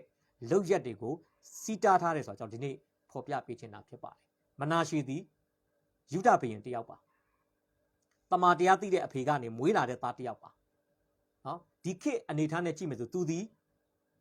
သူအသက်တာပြောင်းလဲလားမပြောင်းလဲလားတော့ဘုရားရှင်ပဲသိပါလိမ့်မယ်ဒါပေမဲ့သူသည်မောရှေရဲ့ပညတ်တိကျမ်းအရာဘုရားအလိုတော်ကိုသိထိုက်တဲ့အတိုင်းသူသိထားပြီးသားသူတယောက်ဖြစ်တယ်ဒါပေမဲ့ဘာလုပ်လဲ ဖယားမကြိုက်တဲ့အသက်တာနဲ့သူအသက်ရှင်တာဖြစ်ပါတယ်ပြီးတော့နံပါတ်1ရဲ့စာခွဲမှာအပိုင်းငယ်9မှာဗိမာန်တော်ထဲမှာတဲ့မိမိပြုသောနော်ကျွန်တော်ဖတ်ပြမယ်421အပိုင်းငယ်ခွန်421အပိုင်းငယ်ခွန်မှာကျွန်တော်ဖတ်ပြချင်ပါတယ်ဗိမာန်တော်ထဲမှာမိမိပြုစုသောအာရှရပင်နှင့်တူအောင်လှုပ်သောရုပ်ထုကိုတင်ထား၏ဘလောက်ဆိုးရွားလဲသာရဘုရားနဲ့သာသက်ဆိုင်တဲ့တန်ရှင်းတဲ့ဗိမာန်တော်ထဲမှာ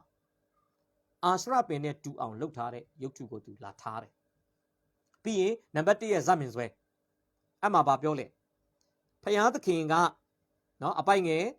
ရှစ်မှာဆိုရင်ငါမှာထားသမျှအတိုင်းငါကျွန်မောရှေမှာထားသမျှအတိုင်းဣသရေလအမျိုးသားတို့သည်ကျင့်ချင်းကစောက်ရှောက်လင်သူတို့ဘိုးဘေးတို့အားငါပေးသောပြီမှသူတို့ကိုနောက်တစ်ဖန်ငါမရွှေ့မပြောင်းဟုမိန့်တော်မူတော်လဲသူတို့သည်နားမထောင်တဲ့နော်သူတို့သည်နားမထောင်နောက်ဘာဆက်ပြောလဲထာဝရဘုရားဖြတ်စည်းတော်မူသောလူမျိုးတို့ပြုသည်ထက်သာ၍ဒုစရိုက်ကိုပြုစီခြင်းကမနာရှေသည်သွေးဆောင်လေ၏မနာရှေသည်ဖျားစကားမောရှေအဖြစ်ဖျားပြောသောစကားကိုနားမထောင်ယူမြတာမကသူပဲနားမထောင်တာမဟုတ်ပေနဲ့နှုတ်ကပတ်တော်နဲ့လွဲချော်တဲ့အသက်တာထဲမှာအသက်ရှင်ဖို့အတွက်ရှင်မြင်တစ်ပါးဖြစ်သည့်အရောစွာသူ့ရဲ့တိုင်းသူပြည်သားတွေကိုသူ့ရဲ့ဘယင်ဆိုတဲ့အယိုက်အရာကိုအသုံးပြုပြီးတော့တိုင်းသူပြည်သားတွေကိုဒုစရိုက်ပြုဖို့အတွက်တာ၍ဒုစရိုက်ပြုဖို့ရန်အတွက်သူဘာလုပ်လဲသွေးဆောင်တယ်လို့တမန်ကျမ်းစာကဖော်ပြထားတာဖြစ်ပါတယ်ဘယ်လောက်ဆိုးရွားလဲဘယ်လောက်ဆိုးရွားလဲနောက်ဒီကျွန်တော်တို့အပိုင်ငယ်16လောက်မှာကြည့်ရင်လဲဘာတွေ့ရလဲမနာရှေသည်ထာဝရဘုရားရှေ့တော်၌ဒုစရိုက်ကိုပြုပြီးယူဒအမျိုးကိုပြစ်မှားစေသောအပြစ်မှတပါးအပြစ်မရှိသောသူအများတို့ကိုတတ်၍ယေရုရှလင်မြို့တစ်ဖက်တိုင်အောင်သူတို့အသွေးနှင့်ပြည့်စေခြင်းကပြု၏နော်ဒီနံပါတ်ညအနေနဲ့ထပ်ပြီးဖြည့်စွက်ပြီးပြောမယ်ဆိုရင်တော့ယူဒနိုင်ငံတနန်တလျားမှာလူပေါင်းမြောက်များစွာရဲ့အသက်ကိုသူကတတ်တာဖြစ်ပါတယ်ပြညတ်တော်ထဲမှာပါလဲလူသက်ကိုမတတ်နဲ့ဘယင်တစ်ပါးဖြစ်တော်လဲသူဘာလုပ်လဲနော်လူတွေအများကြီးတတ်တယ်ဒီမှာအပြစ်မရှိသောလူအများတို့ကိုတတ်၍ယေရုရှလင်မြို့တစ်ဖက်တိုင်အောင်သူတို့အသွေးနှင့်ပြည့်စေခြင်းကပြု၏ညင်သက်ခြင်းမြို့တော်လို့နာမည်ရတဲ့ယေရုရှလင်မြို့ဟာလူသက်ပွဲတွေနဲ့ပြည့်နေတယ်လူသေမှုတွေနဲ့ပြည့်နေတယ်နောက်သေသွားတဲ့သူတွေကယာဆွတ်သားသေပြစ်ထိုက်တဲ့သူတွေမဟုတ်ဘဲနဲ့မသေသင့်မသေထိုက်တဲ့အပြစ်မရှိတဲ့သူတွေကိုသူကတုတ်တင်ရှင်းလင်းတာဖြစ်ပါတယ်။ဘာကြောင့်တတ်လဲလို့ကျမ်းစာမှာအတိအကျမဖော်ပြပေမဲ့သူ့လက်ထက်မှာလူတွေအသေးပြောက်အရမ်းများတယ်။နော်ပြောမယ်ဆိုရင်တော့မင်းဆိုးမင်းညစ်တစ်ပါးဖြစ်တယ်။လူတွေတတ်တယ်လက်ကအသွေးသွန်းတဲ့လက်ဖြစ်တယ်။ဆိုတော့ဒါတွေအားလုံးကိုကျွန်တော်ခြုံပြီးပြောမယ်ဆိုရင်မနာရှေမှာဒုစရိုက်တွေအများကြီးပါဆိုတော့ကျွန်တော်ပြောသွားတယ်ကျွန်တော်မှတ်စုမှာတော့ကျွန်တော်ဇာမင်ဆွဲအထိ6ချက်ရေးထားတယ်ကျွန်တော်နောက်ပိုင်းထပ်ကြည့်တဲ့အခါမှာတစ်ချက်ထပ်တွေ့ရတဲ့အတွက်ကျွန်တော်ညအထိ10ချက်အပြစ်တွေအများကြီးပဲเนาะ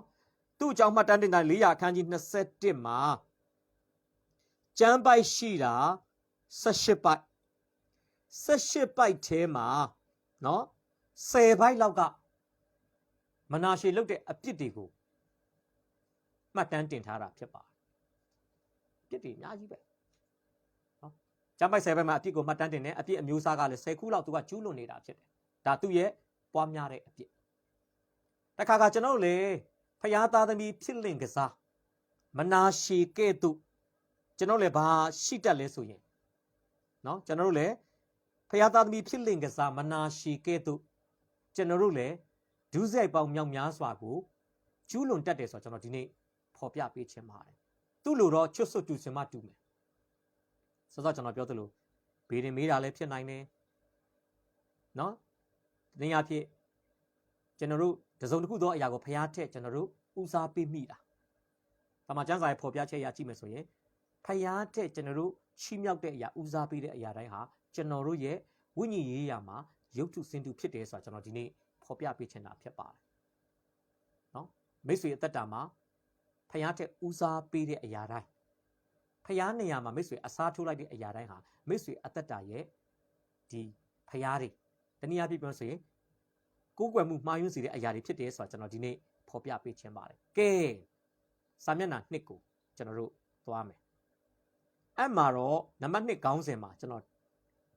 ခေါင်းစဉ်တက်ထားပါတယ်အပြစ်ကြောင့်စီရင်ခံရခြင်း400အခန်းကြီး21ပိုက်ငယ်17ကနေ15ထဲမှာ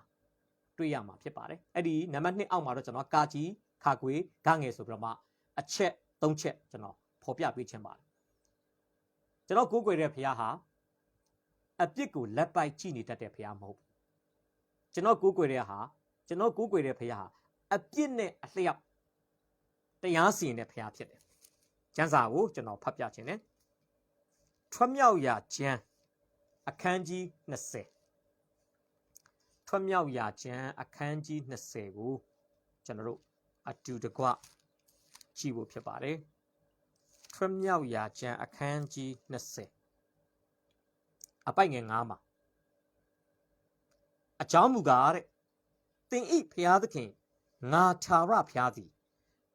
သင်၌အပြစ်ရှိသည်ဟုယုံလွယ်သောဖျားငါကိုမုန်းသောသူတို့ဤအမျိုးအစဉ်အဆက်တတရာအဆက်စဒုတ္တအဆက်တိုင်အောင်အဘတို့ဤအပြစ်ကိုသားတို့၌ဆက်ပေးစီရင်သောဖျားဖျားသခင်ကအပြစ်ရှိတယ်လို့ယုံလွယ်တဲ့ဖျားဖြစ်တယ်ကျွန်တော်ကိုးကွယ်တဲ့ဖျားအပြစ်နဲ့ပတ်သက်ရင်တေးတင်တောင်မှမခံတဲ့ဖျားဖြစ်တယ်ဖြစ်ချင်လားဖျားကအပြစ်ကိုလှစ်လူရှုတဲ့ဖျားမဟုတ်ဘူးတော့အပြစ်လောက်လာပြီဆိုရင်အပြစ်နဲ့ပတ်သက်ပြီးတရားစီရင်တဲ့ဖျားဖြစ်တယ်ဒါနဲ့ပတ်သက်ပြီးတော့မှရှောလမုန်သချင်းထဲမှာကျွန်တော်ကျမ်းစာတစ်ချက်ကျွန်တော်ဖတ်ပြမယ်နော်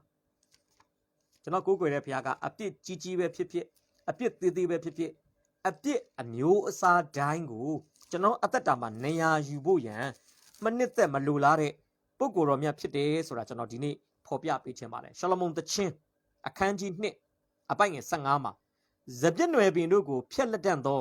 မြေခွေးများနှင့်မြေခွေးကလေးများကိုငါတို့ဖို့ဖမ်းကြလောတဲ့ငါတို့စပြည့်နွယ်ပင်တို့သည်အပွင့်ပွင့်လည်းရှိကြ၏စပြည့်နွယ်ပင်တို့ကိုဖျက်လက်တန့်သောမြေခွေးများနှင့်မြေခွေးကလေးများကိုငါတို့ဖို့ဖမ်းကြလောအဲ့မှာမြေခွေးများဆိုတာကအရွယ်ရောက်ပြီးသားမြေခွေးတွေကိုရင်ညွှန်းပြီးတော့မြေခွေးကလေးတွေကတော့တေးသေးလေးတွေဖြစ်ပါတယ်ဒီနေရာမှာစပြည့်ဥယျာဉ်ကတော့ယောဟန်15အရာကျွန်တော်တို့ပြောမယ်ဆိုရင်တော့ယုံကြည်သူတွေရဲ့အသက်တာဖြစ်ပါတယ်ဒီမှာတော့ရှောလမုန်သချင်းမှာတော့တကယ်ပဂတိစပြည့်ဥယျာဉ်ကိုအဓိကဖျက်ဆီးတဲ့တရားဝါကမြေခွေးတွေဖြစ်ပါတယ်မြေခွေးဆိုတာကြီးကြီးငယ်ငယ်စပြည့်ဥယျာဉ်ရဲ့ရန်သူဖြစ်တယ်ထိုနည်းတူပဲအပြစ်သည်လည်းကြီးကြီးငယ်ငယ်စပြည့်နွယ်ပင်နဲ့တူတဲ့ခရိယန်တဦးချင်းစီအသက်တာအတွက်ကြီးမားတဲ့ရန်သူတွေဖြစ်ပါတယ်ဒါကြောင့်မြေခွေးအကြီးလဲစပြည့်ဥယျာဉ်ကိုဖျက်နိုင်တယ်လို့မြေခွေးကလေးတွေလည်းစပြည့်ဥယျာဉ်ကိုဖျက်နိုင်တယ်ဒါကြောင့်အပြစ်ဆိုတာလူရဲ့သတ်မှတ်ချက်မှာကြီးတယ်သေးတယ်ဆိုတဲ့ကွဲပြားခြားနားမှုတွေရှိပေမဲ့အပြစ်အားလုံးဟာခရိယန်အသက်တာအတွက်ကြီးမားတဲ့အန္တရာယ်ရှိတယ်ဆိုတော့ကျွန်တော်ဒီနေ့ဖော်ပြပေးခြင်းပါတယ်ခုမနာရှေအပြစ်လုပ်တယ်ခုနကျွန်တော်ပြောကျမ်းပိုက်10ပိုက်လောက်မှာသူ့အပြစ်တွေကိုမှတ်တမ်းတင်ထားတယ်ဖခင်ကလက်ပိုက်မကြည့်ပါဘူးတန်ရှင်သောဖခင်ဖြောက်မှတ်တဲ့ဖခင်တရားသဖြင့်စီရင်တဲ့ဖခင်နော်အဲ့ဖခင်ကဘာလုပ်လဲတရားစီရင်တာဖြစ်ပါတယ်အဲ့မှာနံပါတ်2ရဲ့ကကြီးမှာစီရင်ခံရသောအကြောင်းရင်းဖခင်ကအတိတ်ပဲမဲ့တော့မနာရှင်နဲ့ယူဒနိုင်ငံပေါ်မှာတရားမစီရင်ဘူးယေရုရှလင်မြို့ပေါ်မှာတရားမစီရင်ဘူးဖခင်သခင်ယေရုရှလင်မြို့နဲ့တကွယူဒတိုင်းပြည်ကိုတရားစီရင်ရတဲ့ခိုင်လုံတဲ့အကြောင်းပြချက်ရှိတယ်ဒီမှာအပိုက်ငယ်7မှာတော့အကြောင်းပြချက်2ခုတွေ့ရတယ်စီရင်ခံရသောအကြောင်းရင်းမှာပထမတစ်ချက်ကအာမောရိလူတို့ပြုသမျှထက်ပါ၍ယွန်ရှာပွဲသောဒုစရိုက်ကိုပြုသောကြောင့်အာမောရိလူတွေပြုတဲ့ဒုစရိုက်တွေရှိပါတယ်အခုမနာရှေပြုတဲ့ဒုစရိုက်ဟာအာမောရိလူတွေပြုတဲ့ဒုစရိုက်ထက်တောင်မှပိုများတယ်ကျော်သွားတယ်အဲ့အတွက်တစ်ချက်နောက်တစ်ချက်ကမိမိရုပ်ထုစင်တုအားဖြင့်ယူဒအမျိုးကိုပြစ်မှားစေသောကြောင့်ဒါနောက်တစ်ခုဖြစ်ပါတယ်သူလှုပ်ထားတဲ့ရုပ်ထုစင်တုတွေအားဖြင့်ယူဒလူမျိုးတွေကိုပြစ်မှားစေတယ်နှစ်ချက်ဒုစရိုက်ကိုပြုသောကြောင့်ပြစ်မှားစေသောကြောင့် ဒီအကြောင်းနှစ်ချက်ကြောင့်ဒီအကြောင်းနှစ်ချက်ဆိုတာကစောစောကျွန်တော်ပြောသွားတယ်သူလုပ်ခဲ့တဲ့အပြစ်တွေအားလုံးကိုခြုံငုံလိုက်တာဖြစ်ပါတယ်သူဒီကိုယ်တိုင်အပြစ်လုပ်တယ်ပြီးတော့သူများအပြစ်လုပ်ဖို့ရန်အတွက်လဲသူကစေစော်တဲ့သူဥဆောင်တဲ့သူဟလာလှုပ်ဆောင်တဲ့သူဖြစ်တယ်ဗမာတွေ့နိုင်လဲဆိုရင်ယောမဩရစာခန်းကြီး1ယောမဩရစာခန်းကြီး1နော်အပိုင်းငယ်29ကနေ31လောက်ကိုကြည့်တဲ့အခါမှာကျမ်းစာဘာပြောလဲသူတို့သည်အလုံးစုံသောအာရမကျင့်ချင်းမတရားသောမိထုံကိုပြုခြင်းစိုးညစ်ခြင်းလောဘလွန်ကျူးခြင်းမနာလိုခြင်းညှဉ်းဆူခြင်းလူအသက်ကိုတတ်ခြင်းရန်တွေ့ခြင်းလှည့်ဖျားခြင်းသူတစ်ပါးကိုမြင်ပြင်းခြင်းတို့နှင့်ပြည့်စုံသောသူချောစားသောသူစေရသောသူဖျားသခင်ကိုမုန်းသောသူကြမ်းတမ်းသောသူမာနထောင်လွှားသောသူဝါကြွားသောသူမတက်ကောင်းသောအတက်ကိုစီရင်သောသူမိဘစကားကိုနားမထောင်သောသူတတိမရှိသောသူသစ္စာပြတ်သောသူမိဘသားမယားစသည်တို့ကိုမချစ်သောသူရန်ညှိုးထားသောသူတနာချင်းကုဏစိတ်မရှိသောသူဖြစ်ကြ၏ဒါအပြည့်ရဲ့ဇယိုက်လက္ခဏာတွေကိုရှင်ပေါလုကဖော်ပြနေတာဖြစ်ပါတယ်ဒါနဲ့မပြီးသွားဘူးအပိုင်ငယ်32မှာထို့သောကျင့်သောသူတို့သည်စောစောအပေါ်ကအပြစ်တွေအပိုင်ငယ်29နဲ့31လောက်အထိပါတဲ့အပြစ်တွေကိုကျင့်တဲ့သူတွေကိုဆိုလိုတာဖြစ်တယ်ထို့သောကျင့်သောသူတို့သည်သေပြစ်ကိုခံထိုက်သည်ဟုဖျားသခင်စီရင်တော်မူကြောင်းကိုထိုသူတို့သည်သိလက်ပင်သိတယ်နော်သူတို့လုပ်တဲ့အပြစ်တွေကသေပြစ်ထိုက်တဲ့အပြစ်တွေဆိုတော့သူတို့သိတယ်သိလက်ပင်သူတို့ဘာလုပ်လဲကိုယ်တိုင်ကျင့်သည်သာမကထိုတို့ကျင့်သောသူတို့၌အာရဝမ်းမြောက်ကြ၏တဲ့ကိုယ်လည်းအပြစ်လုပ်တယ်ကိုယ်လိုအပြစ်လုပ်တဲ့သူတွေကိုတွေ့ရင်ဆွေမျိုးဆက်ပြီးတော့အဲ့အပေါ်မှာအာရဝမ်းမြောက်တယ်ကျွန်တော်တို့ဒီခေတ်သုံးမြန်မာကျမ်းစာမှာတော့ဘာသာပြန်ထားတာကျွန်တော်အရန်သဘောကျတယ်အမှတော့ဘာပြောဆိုအားပေးအားမြောက်ပြုတယ်လို့ဘာသာပြန်ထားတယ်ကိုယ်လည်းအပြစ်လုပ်တယ်အပြစ်လုပ်တဲ့သူတွေတွေ့ရင်စပွန်ဆာပေးတဲ့ပုံစံမျိုးပေါ့အခုမနာရှည်လုပ်နေတာအဲ့ဒါပဲကိုယ်လည်းဖះကိုပြစ်မှားတယ်ပြီးတော့အစ်သေလလူမျိုးကိုလည်းပြစ်မှားအောင်သူကဘာလုပ်လဲသွေးဆောင်တယ်စီးယုံတယ်နီလန်းတွေဖန်တီးပေးတယ်နော်ဒါကြောင့်အဲ့အပြစ်ကြောင့်တရားစီရင်ခံရတာဖြစ်ပါတယ်ကဲနံပါတ်2ရဲ့ခါခွေးမှာစီရင်ခံရမိအမှုအရာများဘယ်လိုပုံစံမျိုးနဲ့စီရင်ခံရမှာလဲအချက်ငယ်လေး၄ချက်လောက်ကျွန်တော်ဖော်ပြပေးခြင်းပါတယ်ယေရုရှလင်မြို့ယူဒပြည်၌ဘေးရောက်စေမယ်ဒါအပိုက်ငယ်32မှာကျွန်တော်တို့တွေ့ရမှာဖြစ်ပါတယ်ပြီးရင်ယေရုရှလင်မြို့အပေါ်မှာရှင်မာရိမြင်းကျိုးနှင့်အာဟအမျိုးဤချိန်ကျိုးကိုငါတန်းချမယ်ဒီဖော်ပြချက်အရဆိုရင်တော့သူတို့နဲ့အိမ်နီးချင်းနိုင်ငံတစ်နိုင်ငံဖြစ်တဲ့နော်ဣသရေလနိုင်ငံရဲ့ကျူးကျော်တိုက်ခိုက်ခြင်းနှောက်ယှက်ခြင်းတွေသူတို့ခံရမှာဖြစ်ပါတယ်ပြီးရင်ဗကံကိုတုတ်ပြီးမှောက်ထားတဲ့ကဲ့သို့ယေရုရှလင်မြို့ကိုငါပြုမိပြောချင်တာကဘာမှမကြံအောင်ဗကံကိုတုတ်ပြီးမှောက်ထားတယ်ဆိုတော့ဘာမှမရှိတော့ဘူးလေနော်ယေရုရှလင်မြို့ကအဲ့ပုံစံမျိုးချွတ်ချုံကြမယ်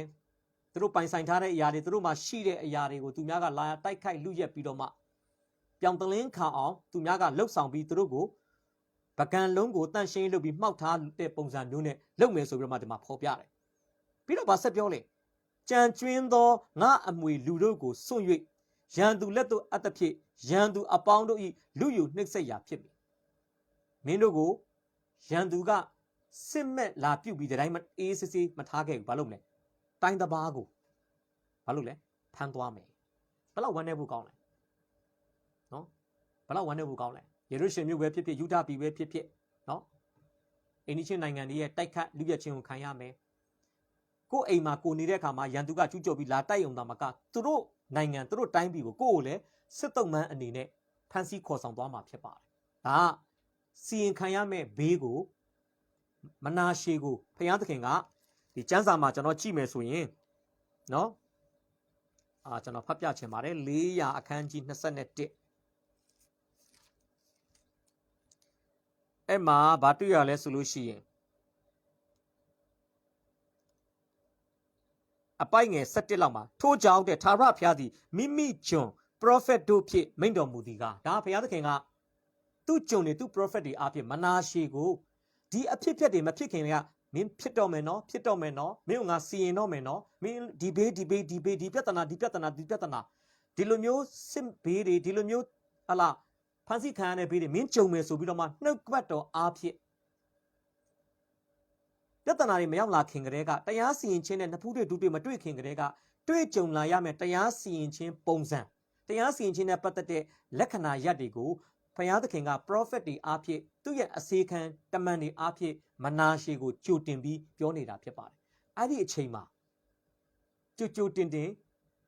နောင်တရခဲ့မယ်ဆိုရင်ဒီဘေးတွေနဲ့သူကြုံစရာအကြောင်းမရှိဘူးဝမ်းနဲ့ဆရာကတော့မနာရှေကတတိမရဘူးဗျနောင်တမရဘူး prophet တွေတတိပေးထားပါလက်နဲ့စီရင်ခံရမဲ့ပုံစံတွေကိုလည်းကြားသိပြီးပါလက်နဲ့သူဆက်မိုက်တဲ့အခါမှာဆက်အပြစ်လုပ်တဲ့အခါမှာနံပါတ်2ရဲ့ဂငယ်မှာကျွန်တော်ဘယ်လိုဖော်ပြဆိုစီရင်ခံရခြင်းအဲ့ဒါကတော့600ခန်းကြီး33အပိုက်ငယ်30မှာ400မှာတော့သူစီရင်ခံရတဲ့ပုံစံကိုမတွေ့ရဘဲနဲ့633မှာသူစီရင်ခံရတဲ့ပုံစံကိုကျွန်တော်တို့တွေ့ရမှာဖြစ်ပါတယ်အဲ့ဒါလေးကိုကျွန်တော်အားလုံးတူတူကကြားနာစီဖို့ရန်ကျွန်တော်ဖတ်ပြချင်ပါတယ်ရာဇဝင်ကျုပ်ဒုတိယဆောင်အခန်းကြီး33အပိုက်ငယ်17နှစ်ပိုက်ကိုကျွန်တော်ဖတ်ပြမယ်ဖခင်ဘလို့သူ့ကိုတရားစီရင်လဲထာဝရဘုရားသည်မနာရှေနှင့်သူ၏လူတို့အားမိန့်တော်မူတော်လဲစောစော prophet တွေတမန်တွေအဖြစ်မိန့်တော်မူတယ်သူတို့သည်နားမထောင်ဘဲနေသောကြောင့်ဘုရားသခင်သူတို့ကိုနောင်တကိုသွေးဆောင်တဲ့အချိန်ကာလ duration တခုတော့ရှိပါလိမ့်မယ်အဲ့ဒါလေးကျွန်တော်ဖတ်ပြမယ်နော်ယောမဩရစာခန်းကြီး1မှာလည်းဒီနောင်တကိုသွေးဆောင်တာနဲ့ပတ်သက်ပြီးတော့တမန်တော်ရှင်ပေါလုကဖော်ပြထားတာရှိပါတယ်ယောမဩရစာခန်းကြီး2အပိုက်ငယ်4မှာ4နဲ့5ပေါ့ဖယားသခင်ဤဂျေဇုတော်သည်သင်ကိုနောင်တလန်းသို့သွေးဆောင်သည်ကိုတဲ့မတိမမှတ်ပဲကျွယ်ဝစွာဂျေဇုပြုတော်မူခြင်းတီးခံတော်မူခြင်းစိတ်ရှည်တော်မူခြင်းတို့ကိုမထီမဲ့မြင်ပြုသလောထို့သောပြုလင်စိတ်ခိုင်မာ၍နောင်တမရသည်နှင့်အညီဒေါသနှင့်ဒီဟုသောဖယားသခင်ဤတရားတော်ထင်ရှားသောနေ့၌ကိုခံစရာဖို့အမျက်ဒေါသကိုစီးပူးသလောလို့ရှင်ပေါလုကယောမမြို့၌ရှိတဲ့သူတွေကိုမေးခွန်းမေးနေတာဖြစ်ပါတယ်ဆိုတော့ဒီမှာလဲမနာရှေနဲ့ဣသေလလူမျိုးတွေကအတူတူပါပဲယူဒလူမျိုးတွေကဘာလုပ်လဲဖယားသခင်မိန့်တော်မူတော်လဲနားမထောင်ဘူးဖယားကတော့ကျွန်တော်ယုံကြည်ပါတယ်ကာလအပိုင်းခြားတစ်ခုတစ်နှစ်တန်နှစ်နှစ်တန်6လတန်ဒီနေ့ပဲနှုတ်ကပတ်တော်ဆေးပြီးဒီနေ့ပဲတရားစီရင်တယ်လို့တော့ကျွန်တော်မမြင်ဘူးဗျဖယားသခင်ကနောင်တရဖို့အချိန်ကာလတစ်ခုတော့သူတို့ကိုပေးခဲ့ပါလိမ့်မယ်ဒါပေမဲ့သူတို့ဒုစရိုက်ကဒီဂရီတိုးလာပြီးနောက်ဆုံးတော့ဖယားသခင်တရားမစီရင်လို့မရတော့တဲ့ level ကိုသူတို့ရဲ့ဒုစရိုက်ကရောက်သွားတဲ့အခါမှာဒုစရိုက်ရေချိန်ကရောက်သွားတဲ့အခါမှာဖယားသခင်ကဘာလုပ်လဲတရားစီရင်ရတာဖြစ်ပါတယ်အဲ့မှာဖယားသခင်ကဘာလုပ်လဲအပိုင်ငယ်7မှာအာရှုရိရှင်ဘုရင်ဤဗိုလ်မင်းများကိုစစ်ချီစေတော်မူသဖြင့်အဲ့ဒီအခါမှာအရှိလေပိုင်းဒေသမှာနော်စီရနဲ့ပတ်သက်ပြီးသွေးစာနေတဲ့ emperor ကိုပြပါဆိုရင်အာဆီးရီးယား emperor ဖြစ်ပါတယ်အာရှုရိ emperor ကစစ်ချီပြီးတော့မှအစ္စရေးနိုင်ငံယူဒတိုင်းပြည်ကိုလာတိုက်တယ်အဲ့မှာသူတို့ဒီမနာရှေကိုစူဒေါ၌ဖမ်းမိပြီးတန်ကြိုးနှစ်ချီပြီးမှဘာဗလုန်မြို့သို့ဆောင်သွားကြ၏နော်အဲ့မှာနှစ်ချက်တွေ့ရတယ်စူဒေါမှာဖမ်းမိတယ်တန်ကြိုးနဲ့ချီနှောင်ခံရဒါတော့မနာရှေမင်းကြီးခံလိုက်ရတဲ့ထာဝရဘုရားရဲ့တရားစီရင်ခြင်းဖြစ်ပါတယ်နောက်ကျွန်တော်ကျမ်းစာကြည့်တဲ့အခါမှာအာရှုရိဘုရင်တွေဆိုတာကသူတို့ရဲ့မြို့တော်ကနိနဝေဖြစ်တယ်ယောနာဝတ္ထုမှာကျွန်တော်တွေ့ရလိမ့်မယ်နော်အာရှုရိ emperor ရဲ့မြို့တော်ဟာနိနဝေဖြစ်တယ်ဘာဗလုန်နိုင်ငံရဲ့မြို့တော်ကတော့ဘာဗလုန်ဖြစ်တယ်ဒါတော့ဖြစ်တဲ့နာကမနာရှေကိုဖမ်းပြီးတော့နိနဝေမြို့ကိုခေါ်သွားမှာမခေါ်ဘူးဘယ်ခေါ်သွားလဲဘာဗလုန်ခေါ်သွားတယ်ဒါတမိုင်းနောက်ခံအရာဘာတွေ့ရလဲဆိုရင်အဲ့ဒီချိန်မှာဘာဗလုန် emperor ကအာရှုရိ emperor ကိုပုံကန်ထကြွနေတယ်အဲ့တော့ emperor တော့မဖြစ်သေးဘူးဘာဗလုန်နိုင်ငံပေါ့အာရှုရိ emperor ကတော့လောလောဆယ်နိုင်ငံရေးနယ်ပယ်မှာနော်စီရာအင်အားကြီးတဲ့ emperor ဖြစ်ပြီးဘာဗလုန်နောက်ပိုင်းမှာဘာဗလုန် emperor ဖြစ်လာမဲ့ဘာဗလုန်နိုင်ငံကတော့တိုးတက်မှုလမ်းကြောင်းပေါ်မှာစပြီးတော့မှဖွံ့ဖြိုးလာတဲ့နိုင်ငံလေးတစ်နိုင်ငံဖြစ်တယ်ဒီကျမ်းစာပညာရှင်တချို့ကတော့ဗာပြောလဲဆိုရင်မနာရှေကိုစစ်လာတိုက်တာအာရှုရိနိုင်ငံဖြစ်ပေမဲ့ဘာလို့ဘာဗလုန်မြို့ကိုခေါ်သွားရလဲဆိုရင်တဲ့နော်ဘာဗလုန်နိုင်ငံကအာရှုရိဘုရင်ကိုပုံကန်တဲ့ကိစ္စတွေမှာမနာရှေက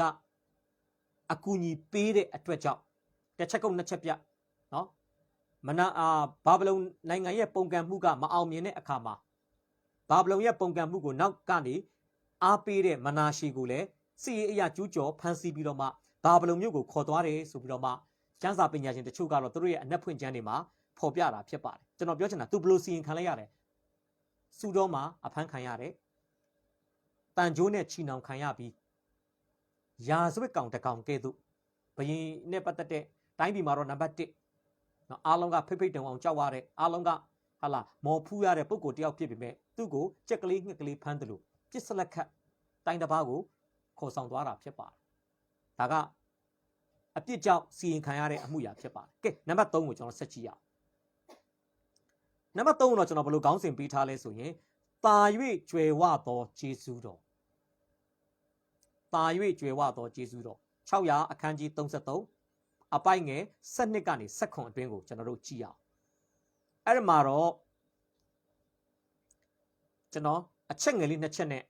ကျွန်တော်ဖော်ပြပေးချင်တာဖြစ်ပါတယ်နံပါတ်3ရဲ့ကကြီးပေါ့နံပါတ်3ကတာ၍ကျွယ်ဝသောဂျေဇုတော်အဲ့အောက်မှာနံပါတ်ကကြီးက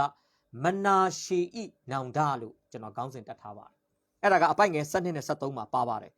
ထို့သောမနာရှေသည်ဆင်းရဲဒုက္ခကိုခံရသောအခါမိမိဘုရားသခင်ထာဝရဘုရားကိုတောင်းပန်၍ဘိုးဘေးတို့၏ဘုရားသခင်ရှေ့မှာကိုအလွန်နှိမ့်ချလက်ဆုတောင်းပတနာပြုသောစကားကိုတဲ့ဘုရားသခင်နားထောင်နာယူ၍အဲ့မှာဘာတွေ့ရလဲ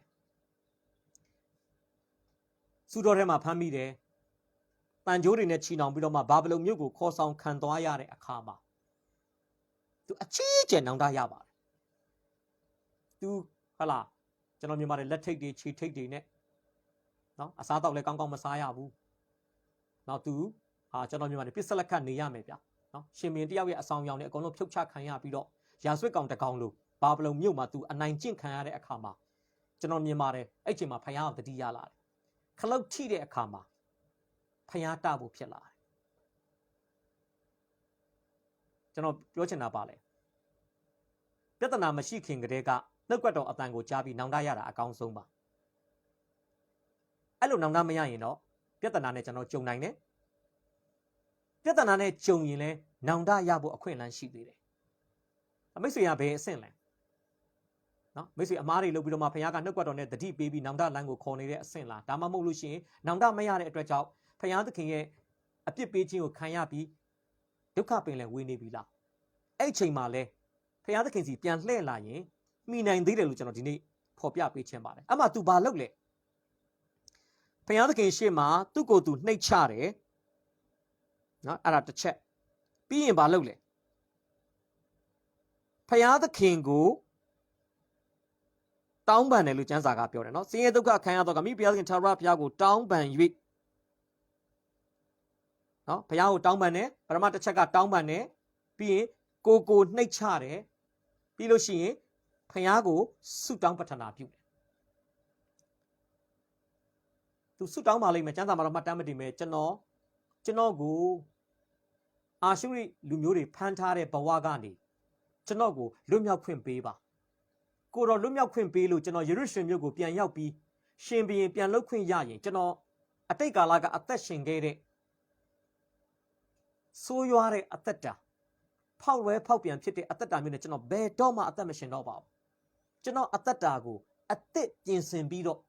ဖခင်သခင်နှစ်သက်လိုလားတဲ့ပုံစံမျိုးနဲ့ပဲကျွန်တော်အသက်ရှင်ပါတော့မယ်လို့သူဆုတောင်းပါလိမ့်မယ်တကယ်ကိုကြိုးပဲ့ကြည်မွားတဲ့စိတ်နှလုံးနဲ့သူဆုတောင်းပါလိမ့်မယ်ဘာလို့သူခံရတဲ့ကျမ်းစာကဘယ်လိုပြောလဲမနာရှေသည်ဆင်းရဲဒုက္ခကိုခံရသောအခါစာသားအရာဆင်းရဲဒုက္ခကိုခံရသောအခါလို့ပြောပြီးမြဲအဲ့ဒီအရာကသူ့အသက်တာကိုဖခင်သခင်ထံဟလာကျွန်တော်ညီမလေးသူတသက်လုံးဆုမတောင်းခဲ့တဲ့သူဖြစ်နိုင်တယ်တသက်လုံးမနှိမ့်ချတဲ့သူဖြစ်နိုင်တယ်နော်ဘာလို့ prophet တွေစကားကိုနားမထောင်ခြင်းအပြင်သူ့မာနကိုကျွန်တော်တွေ့လို့ရတယ်နော်တသက်လုံးမနှိမ့်ချတဲ့သူတသက်လုံးဖခင်သခင်ရှေ့မှာတောင်းပန်ရခေါင်းမှန်းမသိတဲ့သူတသက်လုံးဆုတောင်းပတနာမပြုတ်ခဲ့တဲ့ပုဂ္ဂိုလ်ကကြုံရတဲ့ဆင်းရဲဒုက္ခကသူ့အသက်တာကိုဟာလာကင်လှုပ်လိုက်တဲ့အခါမှာကျွန်တော်မြင်ပါတယ်မနာရှိသည်ဖခင်တာဖို့ဖြစ်သွားတယ် အကြီးအကျယ်ဖခင်သခင်ရှေ့မှာကျမ်းစာမှာမဖော်ပြပေမဲ့ကျွန်တော်မြင်တယ်မျက်ရည်နဲ့မျက်ခွက်နဲ့ဆူတောင်းပါလိမ့်မယ်တစ္ဆာဂတိတွေလည်းသူပေးပါလိမ့်မယ်ကျွန်တော်ယေရုရှလင်မြို့ပြန်ပို့ပါကျွန်တော်ဒါမျိုးမလုပ်တော့ပါဘူးကိုတော့ကျွန်တော်အကျင့်တွေပြင်ပါတော့မယ်ကျွန်တော်နောင်တရပါပြီကျွန်တော်ကြေကွဲပါပြီကျွန်တော်ဝမ်းနည်းပါပြီကျွန်တော်နောက်တစ်ခါမဆိုးတော့ပါဘူးကျွန်တော်နောက်တစ်ခါမမိုက်တော့ပါဘူးမနာရှိလှုပ်ဆောင်ပါလိမ့်မယ်ဒါဘာတွေ့ရလဲဆိုရင်မနာရှိရဲ့နောင်တဝမ်းသာစရာကောင်းတယ်ဗျနံပါတ်3ရဲ့ခခွေးမှာဘာတွေ့ရလဲဖယားသခင်ရဲ့ခွင့်လွှတ်ခြင်းလို့ကျွန်တော်ခေါင်းစဉ်ပေးထားပါတယ်ကျွန်တော်ကိုးကွယ်တဲ့ဖယားဟာခွင့်လွှတ်တတ်တဲ့ဖယားဖြစ်တယ်ကျွန်တော်ကိုးကွယ်တဲ့ဖယားဟာနော်နောင်တရလာတဲ့အဘယ်မီသောယုံကြည်သူကိုမဆို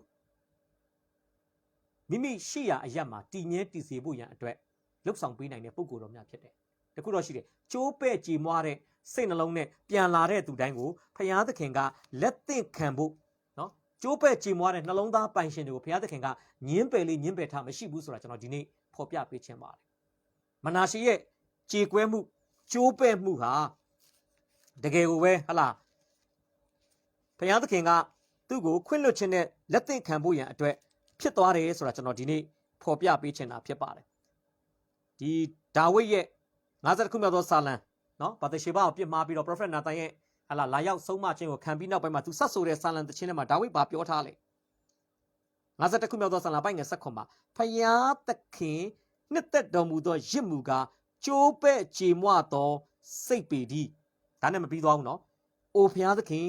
ကိုတော်သည်ကျိုးပဲ့ကြေမွသောနှလုံးသားကိုညင်းပယ်တော်မမူတတ်ပါဟာလေလုယာတချို့ကမိချောင်းမျက်ရည်ခွေးမိကောက်ချစ်တောက်စို့တခုအခက်ခဲကျွေးလိမ်မာပါတော့မယ်လိမ်မာပါတော့မယ်အရင်လိုမလုပ်တော့ပါဘူးစက်တင်ဘာလကနေစပြီးလိမ်မာပါတော့မယ်ဒါဟိုနေမယ်ကော်ပူပဲနော်အပြောပဲစက်တင်ဘာလကနေစပြီးတော့ဆော့ဆော့ထားပါတော့မယ်ဆော့ဆော့လဲအိပ်ပါတော့မယ်စက်တင်ဘာလကနေစပြီးတော့မှအိမ်အလုပ်တွေကူလုပ်ပါတော့မယ်စက်တင်ဘာလကနေစပြီးတော့မှဟာလာလိမ်မာပါတော့မယ်ကျန်းစာမှန်မှန်ဖတ်ပါတော့မယ်စက်တင်ဘာလလေတော့မရောက်ဘူးအရင်တိုင်းပဲအရင်တိုင်းဆိုတော့ကျွန်တော်ဒီနေ့ပြောချင်တာဒါကျိုးပဲ့ကြည်မွားတဲ့နှလုံးသားမဟုတ်ဘူးကျိုးပဲ့ကြည်မွားတဲ့နှလုံးသားမဟုတ်ဘူးကျိုးပဲ့ကြည်မွားတဲ့နှလုံးသားဆိုတာအကျင့်စာရိတ္တပါအကုန်လုံးပြင်တာအရင်လိုကိုမလုပ်တော့တာဟိုမနာရှေကကျွန်တော်မြင်ပါတယ်တကယ်ကျိုးပဲ့ကြည်မွားသွားတာသူသိသွားမှာပေါ့ငါကြိုက်တယ်လို့ငါလုပ်လို့မရဘူးဖယားကငါထက်တကိုးကြီးတယ်သူဘာသိသွားလဲဖယားမျက်နှာလွှဲရင်တော်တော်ဆိုးပါလားမနာရှေသိသွားတယ်ဖယားသခင်ကငါအပြစ်လုပ်နေပြီမဲ့ငါ့ကိုစိတ်ရှိရှိလက်ရှိရှိနဲ့စောင့်နေတာငါ့ကိုဒီဘဝမရောက်စေချင်လို့မနာရှေသဘောပေါက်သွားတယ်သူစစ်ရှုံးပြီးတော့အဖမ်းခံရတဲ့အခါမှာအော် prophet တွေငါ့ကိုလာပြီးတော့မှနောင်တရဖို့မေတ္တာနဲ့ဟောပြောနေတာဖယားကငါ့ကိုစိတ်ရှိနေပါလားငါ့ကိုတီးခတ်နေပါလားငါ့ကိုဒီလိုနာကျင်မှုတွေမဖြစ်စေချင်တဲ့အတွက်ကြောင့်ဖယားရှင်ကအခွင့်အလမ်းပေးလိုက်သူသဘောပေါက်သွားတယ်ဗျနော်အဲ့ဆင်းရဲဒုက္ခအထဲမှာသဘောပေါက်တာအဲ့နဲ့သူဘာလုပ်လဲမျက်ရည်နဲ့မျက်ခွက်နဲ့ဖယားကိုတောင်းပန်တယ်ပြီးတော့ဘာလုပ်လဲကိုနှိတ်ချတယ်ကျန်းစာမှာမဖော်ပြပေမဲ့ကျွန်တော်မြင်ပါတယ် shorty အဝတ်တွေဘာတွေဝတ်ပြီးတော့အစာတွေဘာတွေရှောင်ပြီးတော့သူ့နှလုံးသားကိုဖယားသခင်ရှိမှသူပြသပါလိမ့်မယ်ဆုတောင်းတဲ့အခါမှာဖယားသခင်ခွင့်လွှတ်ခြင်းမှာပြောလဲဆုတောင်းပတနာပြုသောစကားကိုဖယားသခင်နာယူတယ်တဲ့မနာရှေရဲ့ဆုတောင်းတန်ကိုဖယားသခင်နားထောင်ပါတယ်ဟာလေလုယာကျွန်တော်ယုံကြည်ပါတယ်မနာရှေရဲ့နှုတ်ကနေထွက်လာတဲ့ဆုတောင်းခြင်းဟာရှာဖျားကထွက်လာတဲ့လက်တလောပြဿနာပြည်လေဖို့တောင်းမိတောင်းရတောင်းလိုက်တဲ့အပေါ်စားဆန်ဆန်ဆုတောင်းချက်မှုပဲနဲ့မနာရှေရဲ့ကျိုးပဲ့ကြည်မွားတဲ့ရင်ပတ်ကြီးထဲကနေထွက်လာတဲ့အနှစ်သာရရှိတဲ့ဖယားသခင်ရဲ့နားတော်မှာရစ်ပူဇော်တဲ့ကဲ့သို့ဖယားသခင်ရဲ့စိတ်တော်ကိုထိရှစေတဲ့ဆုတောင်းချက်တွေဖြစ်သွားတဲ့အတွက်ကြောင့်မနာရှေရဲ့ကျိုးပဲ့ကြည်မွားသောနှလုံးသားကထွက်လာတဲ့ဆုတောင်းပတနာပြုတဲ့စကားများကိုမနာရှေကိုးကွယ်တဲ့ဖယားမနာရှေကိုချစ်တဲ့ဖယားကနားထောင်ပေးခဲ့တာဖြစ်ပါတယ်ဖယားရှင်နာမသားရေးဘုန်းကြီးပါစေဒါကြောင့်ကျွန်တော်ပြောချင်ပါတယ်ကြီးမားတဲ့ပြဿနာတွေနဲ့ကြုံတွေ့တဲ့အခါမှာဖယားကိုကျွန်တော်အကူအညီတောင်းတဲ့အခါမှာဖယားသခင်ရဲ့အဖြေပေးခြင်းမပေးခြင်းဟာဆုတောင်းတဲ့ကျွန်တော်တို့ရဲ့လက်ရှိကြုံတွေ့ရတဲ့ပြဿနာကနေတဆင့် ဖယားသခင်ရဲ့တက်ဆွမ်းနိုင်မှုကိုကျွန်တော်ဘလောက်မြင်တွေ့တယ်လဲဆိုတဲ့အရာနဲ့ဓာတ်ရိုက်အချိုးကျတယ်ဆိုတာကျွန်တော်ဒီနေ့ဖော်ပြပေးချင်ပါတယ်နော်နောက်ဘာလုပ်လဲဆုတောင်းပတ္တနာပြုတဲ့စကားကိုဖယားသခင်ကနားထောင်တဲ့လက္ခဏာသက်သေအနေနဲ့အပိုက်ငယ်73မှာပဲ633မှာအုပ်ဆိုးရင်းပြီးယေရုရှလင်မြို့သို့တဖန်ပို့ဆောင်တယ်ဟာလေလုယာရှားတယ်နော်တိုင်းတစ်ပါးကိုစစ်တုပ်မန်းအနေနဲ့အခေါ်ခံရပြီးမှသူ့တိုင်းပြည်ကိုသူပြန်လာပြီးဘယင်လုတ်ခွင့်ရတယ်ဆိုတာရှာမရှားတဲ့အခွင့်အရေးဖြစ်ပါတယ်ဒါမနာရှိတကယ်ကျိုးပဲ့ကြေမွမှုနဲ့ဆုတောင်းတဲ့အတွက်ကြောင့်ဒီရလတ်ဒီအခွင့်အရေးကိုဘုရားကသူ့ကိုပြန်ပေးတာဖြစ်ပါတယ်အဲ့ခါမှာသူ့ဆုတောင်းတန်ကိုဘုရားနားညောင်းတယ်သူ့ကိုငကိုဘယင်အယက်အရာနဲ့ယေရုရှလင်မြို့ကိုဘုရားသခင်ကပြန်လဲပို့ဆောင်တဲ့အခါမှာကျမ်းစာကပြောလေကျွန်တော်အရန်ကိုတိဆောက်စရာဖြစ်ပါတယ်အဲ့ချိန်မှာမနာရှိဘာပြောလေနော်မနာရှေအုပ်ဆိုးရင်းပြီးယေရုရှလင်မြို့သို့တဖန်ပို့ဆောင်တော်မူ၏ထိုအခါထာဝရဘုရားသည်ဖျားသခင်ဖြစ်တော်မူကြောင်းကိုမနာရှေသိရ၏ဟာလေလုယာထာဝရဘုရားဆိုတာဘုရားသခင်ရဲ့ပုဂ္ဂလိကနာမည်ဖြစ်ပါတယ်ဘုရားသခင်ကတော့ဘုရားသခင်ရဲ့ title ဘွဲ့နာမဖြစ်ပါတယ်အဲ့ဒါမျိုးအလားတူပါမှာတွေ့ရလဲ300အခန်းကြီး18မှာဘာလ prophet တွေအာရှရ prophet တွေနဲ့ prophet အေလိယထိတ်တိုက်တွေ့တဲ့အခါမှာ prophet အေလိယပြောခဲ့လေဘာလသည်ဖျားသခင်မှန်ရင်ဘာလကိုဝတ်ပြုပါထာဝရဘုရားသည်ဖျားသခင်မှန်ရင်ထာဝရဘုရားကိုဝတ်ပြုပါဘာလတို့ထာဝရဘုရားတို့ဆိုတာဖျားတပါးချင်းစီရဲ့ပုဂ္ဂလိကအမည်နာမတွေဖြစ်ပြီးဖျားသခင်ကတော့ဘွဲ့နာမဖြစ်ပါတယ်ကျွန်တော်မြင်ပါတယ်မနာရှိသည့်အတိတ်ကာလတုန်းကထာဝရဘုရားကိုတမန်ဖျားအများကြီးထဲကဖျားတပါးအနေနဲ့ပဲသူတိကောင်းတိခဲ့ပါလိမ့်မယ်ဒီအဖြစ်ဆိုးကြီးထဲကနေဖျားကသူ့ကိုလွတ်မြောက်ခွင့်ပေးတဲ့အခါမှာသူ့ရဲ့နောင်တနှလုံးသားနဲ့ဆုတောင်းခြင်းကိုဖျားသခင်အဖြေပေးတဲ့အခါမှာသူဘာသိသွားလဲထာဝရဘုရားသည်ဖျားတို့ရဲ့သခင်ဖျားသခင်ဘာတကားဆိုတာသူသဘောပေါက်သွားတာဖြစ်ပါတယ်ဖျားရှင်နာမသားရဲ့ပုံကြည့်ပါစေဆိုလို့ချင်းတာဖျားအပေါ်မှာမနာရှိတိတဲ့အသည့်ဟာအရင်လိုအသည့်မဟုတ်တော့ဘူးဖျားသခင်ကိုတိကျွမ်းခြင်း level နောက်တစ်ဆင့်ကိုတက်သွားတာတွေ့ရတယ်။ဒါကျွန်တော်တို့ကဖန်ဆင်းရှင်ဘုရားသခင်ကိုဖျားတွေအများကြီးထဲကတမယိုးကြခရိယန်တယောက်ဖြစ်လို့ကိုးကွယ်ရတဲ့ခရိယန်ဘာသာနဲ့ပတ်သက်တဲ့ဖျားလောက်ပဲကျွန်တော်တို့သိနေလားတူတီးမဟုတ်ဘယင်တကာတို့ရဲ့ဘယင်သခင်တကာတို့ရဲ့သခင်ဖျားတကာတို့ရဲ့အလယ်၌မကြမီတရားစီရင်မဲ့ဖျားအနေနဲ့ကျွန်တော်တို့သိနေပြီလားဆိုတာကျွန်တော်ဒီနေ့ပြန်လဲဆန်းစစ်ဖို့ဖြစ်ပါတယ်မနာရှေကနောင်တရတယ်ဖျားသခင်ကနောင်တရတဲ့မနာရှေရဲ့ဆုတောင်းတန်ကိုနားညောင်းပြီးသူ့ကိုဟာလာအုပ်ဆိုးရင်းပြည်သို့ပြန်လဲပို့ဆောင်ခြင်းအဖြစ်ဖျားသခင်ကမနာရှေပေါ်မှာရှိတဲ့သူ့ရဲ့ခွင့်လွှတ်ခြင်းကိုပြသခဲ့တယ်ဆိုတာကျွန်တော်ဒီနေ့ဖော်ပြပေးခြင်းပါတယ်နံပါတ်4နဲ့နောက်ဆုံးတစ်ချက်ကျွန်တော်ခေါင်းစဉ်ပေးထားပါတယ်ကျေးဇူးတော်နှင့်အထိုက်အလျောက်အသက်ရှင်ခြင်း633အပိုက်ငယ်14ကနေဆက်ခုံဖြစ်ပါတယ်633 14မှာဘာနဲ့စလဲထိုးနောက်တဲ့အဲ့ထိုးနောက်ဆိုတာအုပ်ဆိုးရင်းပြည်ကိုပြန်ရောက်လာတဲ့အချိန်တိုင်းတစ်ပါးမှာစစ်တုံးမန်းအနေနဲ့အဖမ်းခံရပြီးသူ့ဆုတောင်းတန်ကိုဘုရားသခင်ကနားညောင်းပြီးသူ့ကိုငကိုအယအရာငကိုတိုင်းပြည်ကိုပြန်ပို့တဲ့နောက်ပိုင်းမှာသူဘာတွေလုပ်လဲအလွန်မြင့်သောမြို့ရိုးကိုတည်တယ်ဒီမှာတော့ကျမ်းစာကဘယ်လိုပြောလဲဒါဝိဒ်မြို့ကိုပြင်တယ်ဂိဟုန်မြို့အနောက်ဘက်ဂျိုက်ထဲမှာ9တကားဝတိုင်အောင်ဩဇေလရဲတိုက်ပတ်လည်၌၎င်းအလွန်မြင့်သောမြို့ရိုးကိုတည်တယ်ယုဒပြည်တွင်ခိုင်ခန့်သောမြို့ရိုးခိုင်ခန့်သောမြို့ရှိသမျှတို့၌တပ်မှုတို့ကိုခန့်ထားတယ်ဒါရုပ်ပိုင်းဆိုင်ရာစေရေးစေရာအရာသူဘာလုပ်လဲမြို့ရိုးတွေကိုဟာလာပြန်လဲအလွန်မြင့်တဲ့မြို့ရိုးတွေကိုတည်တယ်အရင်တော့မြို့ရိုးတွေကကျွန်တော်ထင်တယ်စေရေးစေရာမှာရန်သူတွေကြော်ဝင်လာလို့ရပါလိမ့်မယ်အခုတော့သူကမြင့်တဲ့မြို့ရိုးတွေတည်တယ်ခိုင်ခန့်တဲ့မြို့ရှိသမျှကိုဘာလုပ်လဲတပ်မှုတွေကိုခန့်ထားတယ်ဒါသူ့ရဲ့ဒီမြို့တွေကိုရုပ်ပိုင်းဆိုင်ရာပြန်လဲပြင်ဆင်မှုပေါ့ကဲဝိညာဉ်ပိုင်းဆိုင်မှာဘာပြင်ဆင်မှုလုပ်လဲတပါးမျိုးသားဖျားများနှင့်အရင်လုတ်သောရုပ်ထုကိုဗိမာန်တော်တွေကထုတ်တယ်တကယ်ကောင်းတဲ့ကိစ္စဖြစ်ပါတယ်အရင်တော့ကဖျားမကြိုက်တာတွေသူလှုပ်ထားမိတဲ့အရာတွေကိုသူနိုင်ငံခြားကနေပြန်ရောက်လာတဲ့အချိန်မှာဗိမာန်တော်နဲ့ထုတ်တယ်ပြီးတော့ဗိမာန်တော်တောင်ပေါ်ယေရုရှလင်မြို့ထဲမှာအရင်တည်သောရစ်ပလင်တို့ကိုလည်းမြို့ပြင်ထုတ်ပစ်တယ်ဆော့ကျွန်တော်ပြောတယ်လေကောင်းကင်တစားတွေကိုကိုးကွယ်ဖို့အတွက်ဟာလာဒီတတိုင်းဗိမာန်တော်တတိုင်းနှစ်ခု嘛加嘛对吧？ဒီရစ်ပလင်တွေကိုတီတယ်လို့ကျန်းစာပြောတာဒီရစ်ပလင်တွေကိုလည်းပါလို့လိုက်လဲသူထုတ်ပြလိုက်တယ်မြို့ပြင်ထုတ်ပြလိုက်တယ်ပြောမယ်ဆိုရင်သာသနာတန့်ရှင်းရေးသူလုပ်တယ်ပြီးရင်ဘာလုပ်လဲဒါကသူနှုတ်ပယ်ဖြိုချတဲ့အရာနော်နှုတ်ပယ်ဖြိုချတဲ့အရာလုပ်ပြီးတော့တိဆောက်စိုက်ပျိုးတာလုပ်တယ်ဘာလုပ်လဲခြာရဖျားကြီးရစ်ပလင်တို့ကိုပြုတ်ပြင်တယ်တဲ့ပြီးရင်မိတ္တာရရစ်နဲ့ကျေးဇူးတော်ဝန်ခံရာရစ်တို့ကိုပူဇော်တယ်ဟာလေလုယ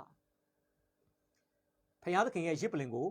မနာရှေဘလောက်တောင်ပြစ်စလက်ခတ်ထားလဲဆိုရင်ရစ်ပလင်ကိုပြန်လဲ renovate လုပ်ရတယ်ဗျပြန်လဲပြုတ်ပြင်ရတယ်ပြီးတော့အဲ့ရစ်ပလင်ပေါ်မှာပြန်လဲပြုတ်ပြင်ထားတဲ့ရစ်ပလင်ကြီးပေါ်မှာမိတ္တာရရစ်နဲ့ကျေးဇူးတော်ဝန်ခံရာရစ်တွေကိုပူဇော်တယ်ပြီးတော့ဗာဆက်လုပ်လဲဖျားသခင်ထာဝရဘုရားကိုဝတ်ပြုမိအကြောင်းနော်ဣသေလလူမျိုးတွေကိုသူဘာလို့လဲဆိုရင်မှားကြားတာပဲဖြစ်ပါတယ်အဲ့ဒါကကျွန်တော်တို့ဗမာတွေ့ရလဲဆိုရင်အပိုင်ငယ်16ရဲ့ခါခွေးဘက်မှာယုဒပြည်သားတို့သည်ဣသေလအမျိုး၏ဘုရားသခင်ထာဝရဘုရားကိုဝတ်ပြုမိအကြောင်းမှားထား၏အရင်တုန်းကတော့အပြစ်လုပ်ဖို့သွေးဆောင်ခဲ့တဲ့ဘုရင်မင်းဆိုးမင်းညက်တစ်ပါးဖြစ်တယ်အခုကတော့ဘုရားကိုဝတ်ပြုဖို့ရန်အတွက်လမ်းမှန်ကိုပြသတဲ့သွေးဆောင်တဲ့စီယုံနဲ့ဥဆောင်တဲ့မင်းကောင်းမင်းမြတ်တစ်ပါးအဖြစ်သူပြင်ဆင်အသက်ရှင်နေဆိုတာတွေ့ရတယ်ဒါပေမဲ့ဝမ်းနဲ့ဆရာတော့ကောင်းတယ်ဗျကျမ်းစာကပြောလဲတို့ရာတွင်အပိုင်ငယ်ဆက်ခွန်ပါပြည်သားတို့သည်မြင့်သောအရ၌ရစ်ပူဇော်လျက်ပင်မိမိတို့ဘုရားသခင်ထာဝရဘုရားကိုကိုးကွယ်ကြ၏ကျွန်တော်မြင်ပါတယ်သူ့ရဲ့တူးချင်းအသက်တာမှာတော့နောင်တရပြီးအသက်တာကိုအချိန်မီပြင်ဆင်ခွင့်ရပေမဲ့သူဘယင်ဆက်လုပ်ရတဲ့အချိန်ကာလကြောင့်အတိအကျတော့မသိဘူးသူဘယင်ဆက်လုပ်ရတဲ့အချိန်ကာလတိုတောင်းတဲ့အတွက်ကြောင့်ဖြစ်ဟန်ရှိပါတယ်အားကြောင့်သူသည်တနိုင်ငံလုံးအတိုင်းအတာနဲ့အတိတ်ကာလကအမားတွေကိုပြန်လဲပြင်ဖို့အတွက်အချိန်မရလိုက်ဘူးပြောချင်တာသူတယောက်တည်း personal ကတော့ဂငယ်ကွေးကွေးတယ်ဗျာတတိုင်းပြည်လုံးဂငယ်ကွေးကွေးဖို့ကသူကလက်လွန်ထားတာတွေအများများသွားပြီနော်လမ်းမကိုပြထားတာများတော့သူတနိုင်ငံလုံးအတိုင်းအတာနဲ့ဘုရားသခင်စီပြန်လာဖို့အတွက်မနာရှည်လက်လန်းမမီတော့ဘူးဗျအားကြောင့်အစ္စရေးလူမျိုးတွေကဘာလုပ်လဲမိမိအရက်ဒေသမှာရှိတဲ့မြင့်သောအရက်တွေမှာတခြားဘုရားကိုရစ်ပူဇော်တာမဟုတ်ဘူးနော်ယေရုရှလင်မြို့မှာရှိတဲ့ဣသေလလူမျိုးရဲ့ဘုရားကိုပဲရစ်ပူဇော်ပြီးကျွန်တော်ဆော့ဆော့ပြောသလိုကိုးကွယ်တဲ့ဘုရားတော့မှန်ပေမဲ့ကိုးကွယ်တဲ့နီလန်အမားတွေနဲ့ဣသေလလူမျိုးတွေကဆက်လက်ပြီးတော့မှခြိတက်နေတယ်အဲ့ဒါကိုတော့မနာရှေကသူ့တက်တန်းကာလအတွင်းမှာမပြင်ဆင်နိုင်ခဲ့ဘူးသူလမ်းမှန်လျှောက်ဖို့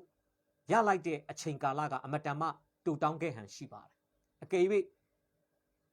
သူဒီအမားလုပ်တဲ့အချိန်ကာလတူတောင်းပြီးအမှန်လုပ်ဖို့အချိန်ပိုရခဲ့မယ်ဆိုရင်တော့ယုဒနိုင်ငံရဲ့တမိုင်းကတမျိုးဖြစ်သွားနိုင်တယ်အခုတော့သူကအမားလုပ်ခဲ့တဲ့အချိန်ကာလကတက်တန်းအရန်ကြာပြီးအမှန်ပြန်လုပ်ဖို့ရတဲ့အချိန်ကအမားပြင်ဖို့တနိုင်ငံလုံးရဲ့အမားကိုပြင်ဖို့အချိန်မလုံလောက်တဲ့အခါမှာဒီဘေးထွက်ဆိုးချိုးအနေနဲ့ပြည်သားတို့ဒီမြင့်သောအရာ၌ရစ်ပူဇော်လက်ပင်တဲ့ဟာလားမိမိတို့ဘုရားသခင်ထာဝရဘုရားကိုးကွယ်တယ်ဆိုတဲ့အမှုရာကိုတမန်ကျမ်းစာထဲမှာကျွန်တော်တို့တွေ့ရတာဖြစ်ပါတယ်။ဒါကျွန်တော်မှတ်စုမှာတော့ကျွန်တော်ရေးထားတယ်။မိမိကိုယ်တိုင်ဘုရားသခင်တန်ပြန်လှည့်ဖို့အချိန်ရတော့လေမိမိတိုင်းသူပြည်သားများကိုဘုရားသခင်တန်ပြန်လှည့်ဖို့သွေးဆောင်ရန်အချိန်မရခဲ့ပါ။ဘယ်လောက်ဝမ်းနည်းဖို့ကောင်းလဲ။ဒါချက်တော်မိတ်ဆွေရဲ့ပုံသက်တည်အမှားမိတ်ဆွေရဲ့လမ်းပြမှုအမှားအဖြစ်နော်မိဘတွေဆိုသားသမီးတွေကိ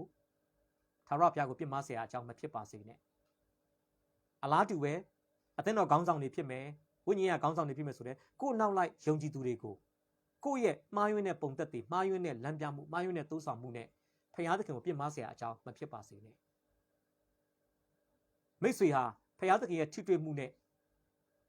ကျွန်တော်ဟာဘုရားသခင်ရဲ့ထိတွေ့မှုနဲ့အချိန်တိုတိုအတွင်းမှာနောင်တရပြီးအသက်တာကိုပြုပြင်ကောင်းပြုပြင်နိုင်လင့်ကစားကျွန်တော်တို့ရဲ့လမ်းပြမှားမှုကြောင့်လမ်းမားမှာဟာလာအသားကျအောင်ရှောက်နေတဲ့သူတွေကိုလမ်းမှန်ပြန်ရအောင်လုပ်ဖို့ခေါ်တာကတော့မလွယ်ဘူးဆိုတာကျွန်တော်ဒီနေ့ဖော်ပြပေးချင်ပါတယ်ဒါကြောင့်အကောင်းဆုံးကတော့ဘဒုကိုမှလမ်းမားကိုသွေးမဆောင်ဘဲနဲ့နော်ခရိယန်အသက်တာအစာပြုကြတဲ့ကကိုယ်တိုင်လည်းလမ်းမှန်လျှောက်တယ်လို့ကိုယ့်ရဲ့သားစဉ်မြေးဆက်ပဲဖြစ်ဖြစ်ဝိညာဉ်ရေးသားသမီးတွေပဲဖြစ်ဖြစ်လမ်းမှန်ထဲမှာခေါ်ဆောင်ခြင်းအဖြစ်တကယ်ပဲဘုရားသခင်နှစ်သက်လိုလားတဲ့တိဆောက်စိုက်ပျိုးတဲ့အသက်တာကိုတိဆောက်ခြင်းအဖြစ်ဖျားဘုံကိုသက်ဆောင်ထင်ရှားတဲ့သူတွေဖြစ်ဖို့ကျွန်တော်တိုက်တွန်းဖော်ပြချင်ပါတယ်။ဒါကြောင့်ကျွန်တော်တို့ဟာလာမိတ်ဆွေနဲ့ကျွန်တော်ရဲ့အပြစ်ဘလောက်များများကျွန်တော်တို့အပြစ်ထက်ဘုရားသခင်ရဲ့ကျေးဇူးတော်ဟာတာ၍ကြွယ်ဝတယ်ဆိုတာသိပြီးတော့မှကြွယ်ဝတဲ့ကျေးဇူးတော်ကိုခံစားရတဲ့သူများဖြစ်သည့်အားတော်စွာကျေးဇူးတော်နဲ့အထိုက်လောက်အသက်ရှင်ခြင်းအဖြစ် ဖျားဘုံကိုတဲဆောင်ထင်ရှားကြပါစို့လို့ကျွန်တော်နှုတ်ကတော်အားဖြင့်တိုက်တွန်းအားပေးဝေငှချင်ပါတယ်ဝေငှချက်အားဖြင့်သင်ကြားခြင်းအားဖြင့်ကြားနာတဲ့အသက်တာသီးပေါ်မှာဘုရားသခင်အသက်တဖန်ပြန်လဲကောင်းချီးပေးပါစေနှုတ်ကတော်အတွက်ခဏဆုတောင်းအပ်နှံဖို့ဖြစ်ပါတယ်ယေရှုရှင်ဖကိုရော့ကိုယေရှုတင်တဲ့ကျတော့ပေါင်းကိုချီးမွမ်းပါတယ်ဒီနေ့ကိုရော့ကိုချစ်တော်သူများနဲ့ဒါတော့နှုတ်ကတော်တူတူကလိလာခွင့်ရပါတယ်မနာရှေရဲ့အသက်တာကနေသင်ခန်းစာယူစရာတွေမြောက်များစွာသားတို့ခံယူခွင့်ရပါတယ်ကြားနာယုံတက်ဘဟုသုဒရယုံတက်မဟုတ်ဘဲနဲ့ဒီအရာတွေဟာလက်ရှိတဦးချင်းတယောက်ချင်းစီရဲ့ဝิญဉ်ပိုင်းဆိုင်ရာအသက်တာအတွက်အရေးပါအရာရောက်တယ်ဆိုတာသိပြီးတော့မှကြားတဲ့တမန်တရားပေါ်မှာလက်တွေ့ကျင့်လည်ကျင့်သုံးခြင်းအဖြစ်ဝิญဉ်ပိုင်းဆိုင်ရာမှာဘုရားသခင်ပြင်ဆင်ပေးတဲ့ခတ်သိမ်းသောဓမ္မမင်္ဂလာတွေကိုခံစားခြင်းနဲ့အတူခရိယန်အသက်တာ၌ဆက်လက်ပြီးတော့မှတူပွားသောသူများကြီးထွားသောသူများဖြစ်စေဖို့မဆားလဲခေါ်ဆောင်ပါမိအကြောင်းချိန်နာရီအသက်တာအားလုံးလက်တော်၌ပြန်လဲစက္ကပ်အနှံတဲ့အခါမှာဘုရားသခင်ပြုတဲ့ယေရှုကြီးမားကြောင်းဝန်ခံလဲရှင်ယေရှုဘုရား၏မြတ်သောနာမ၌ချီးမွမ်းလဲအချိန်တိုင်းကိုလက်တော်၌စက္ကပ်အနှံပါတယ်အဖထာရမက်ဆာသောဘုရားရှင်အာမင်ရောက်တိုင်းပေါ်ဘုရားရှင်ကောင်းချီးပေးပါစေ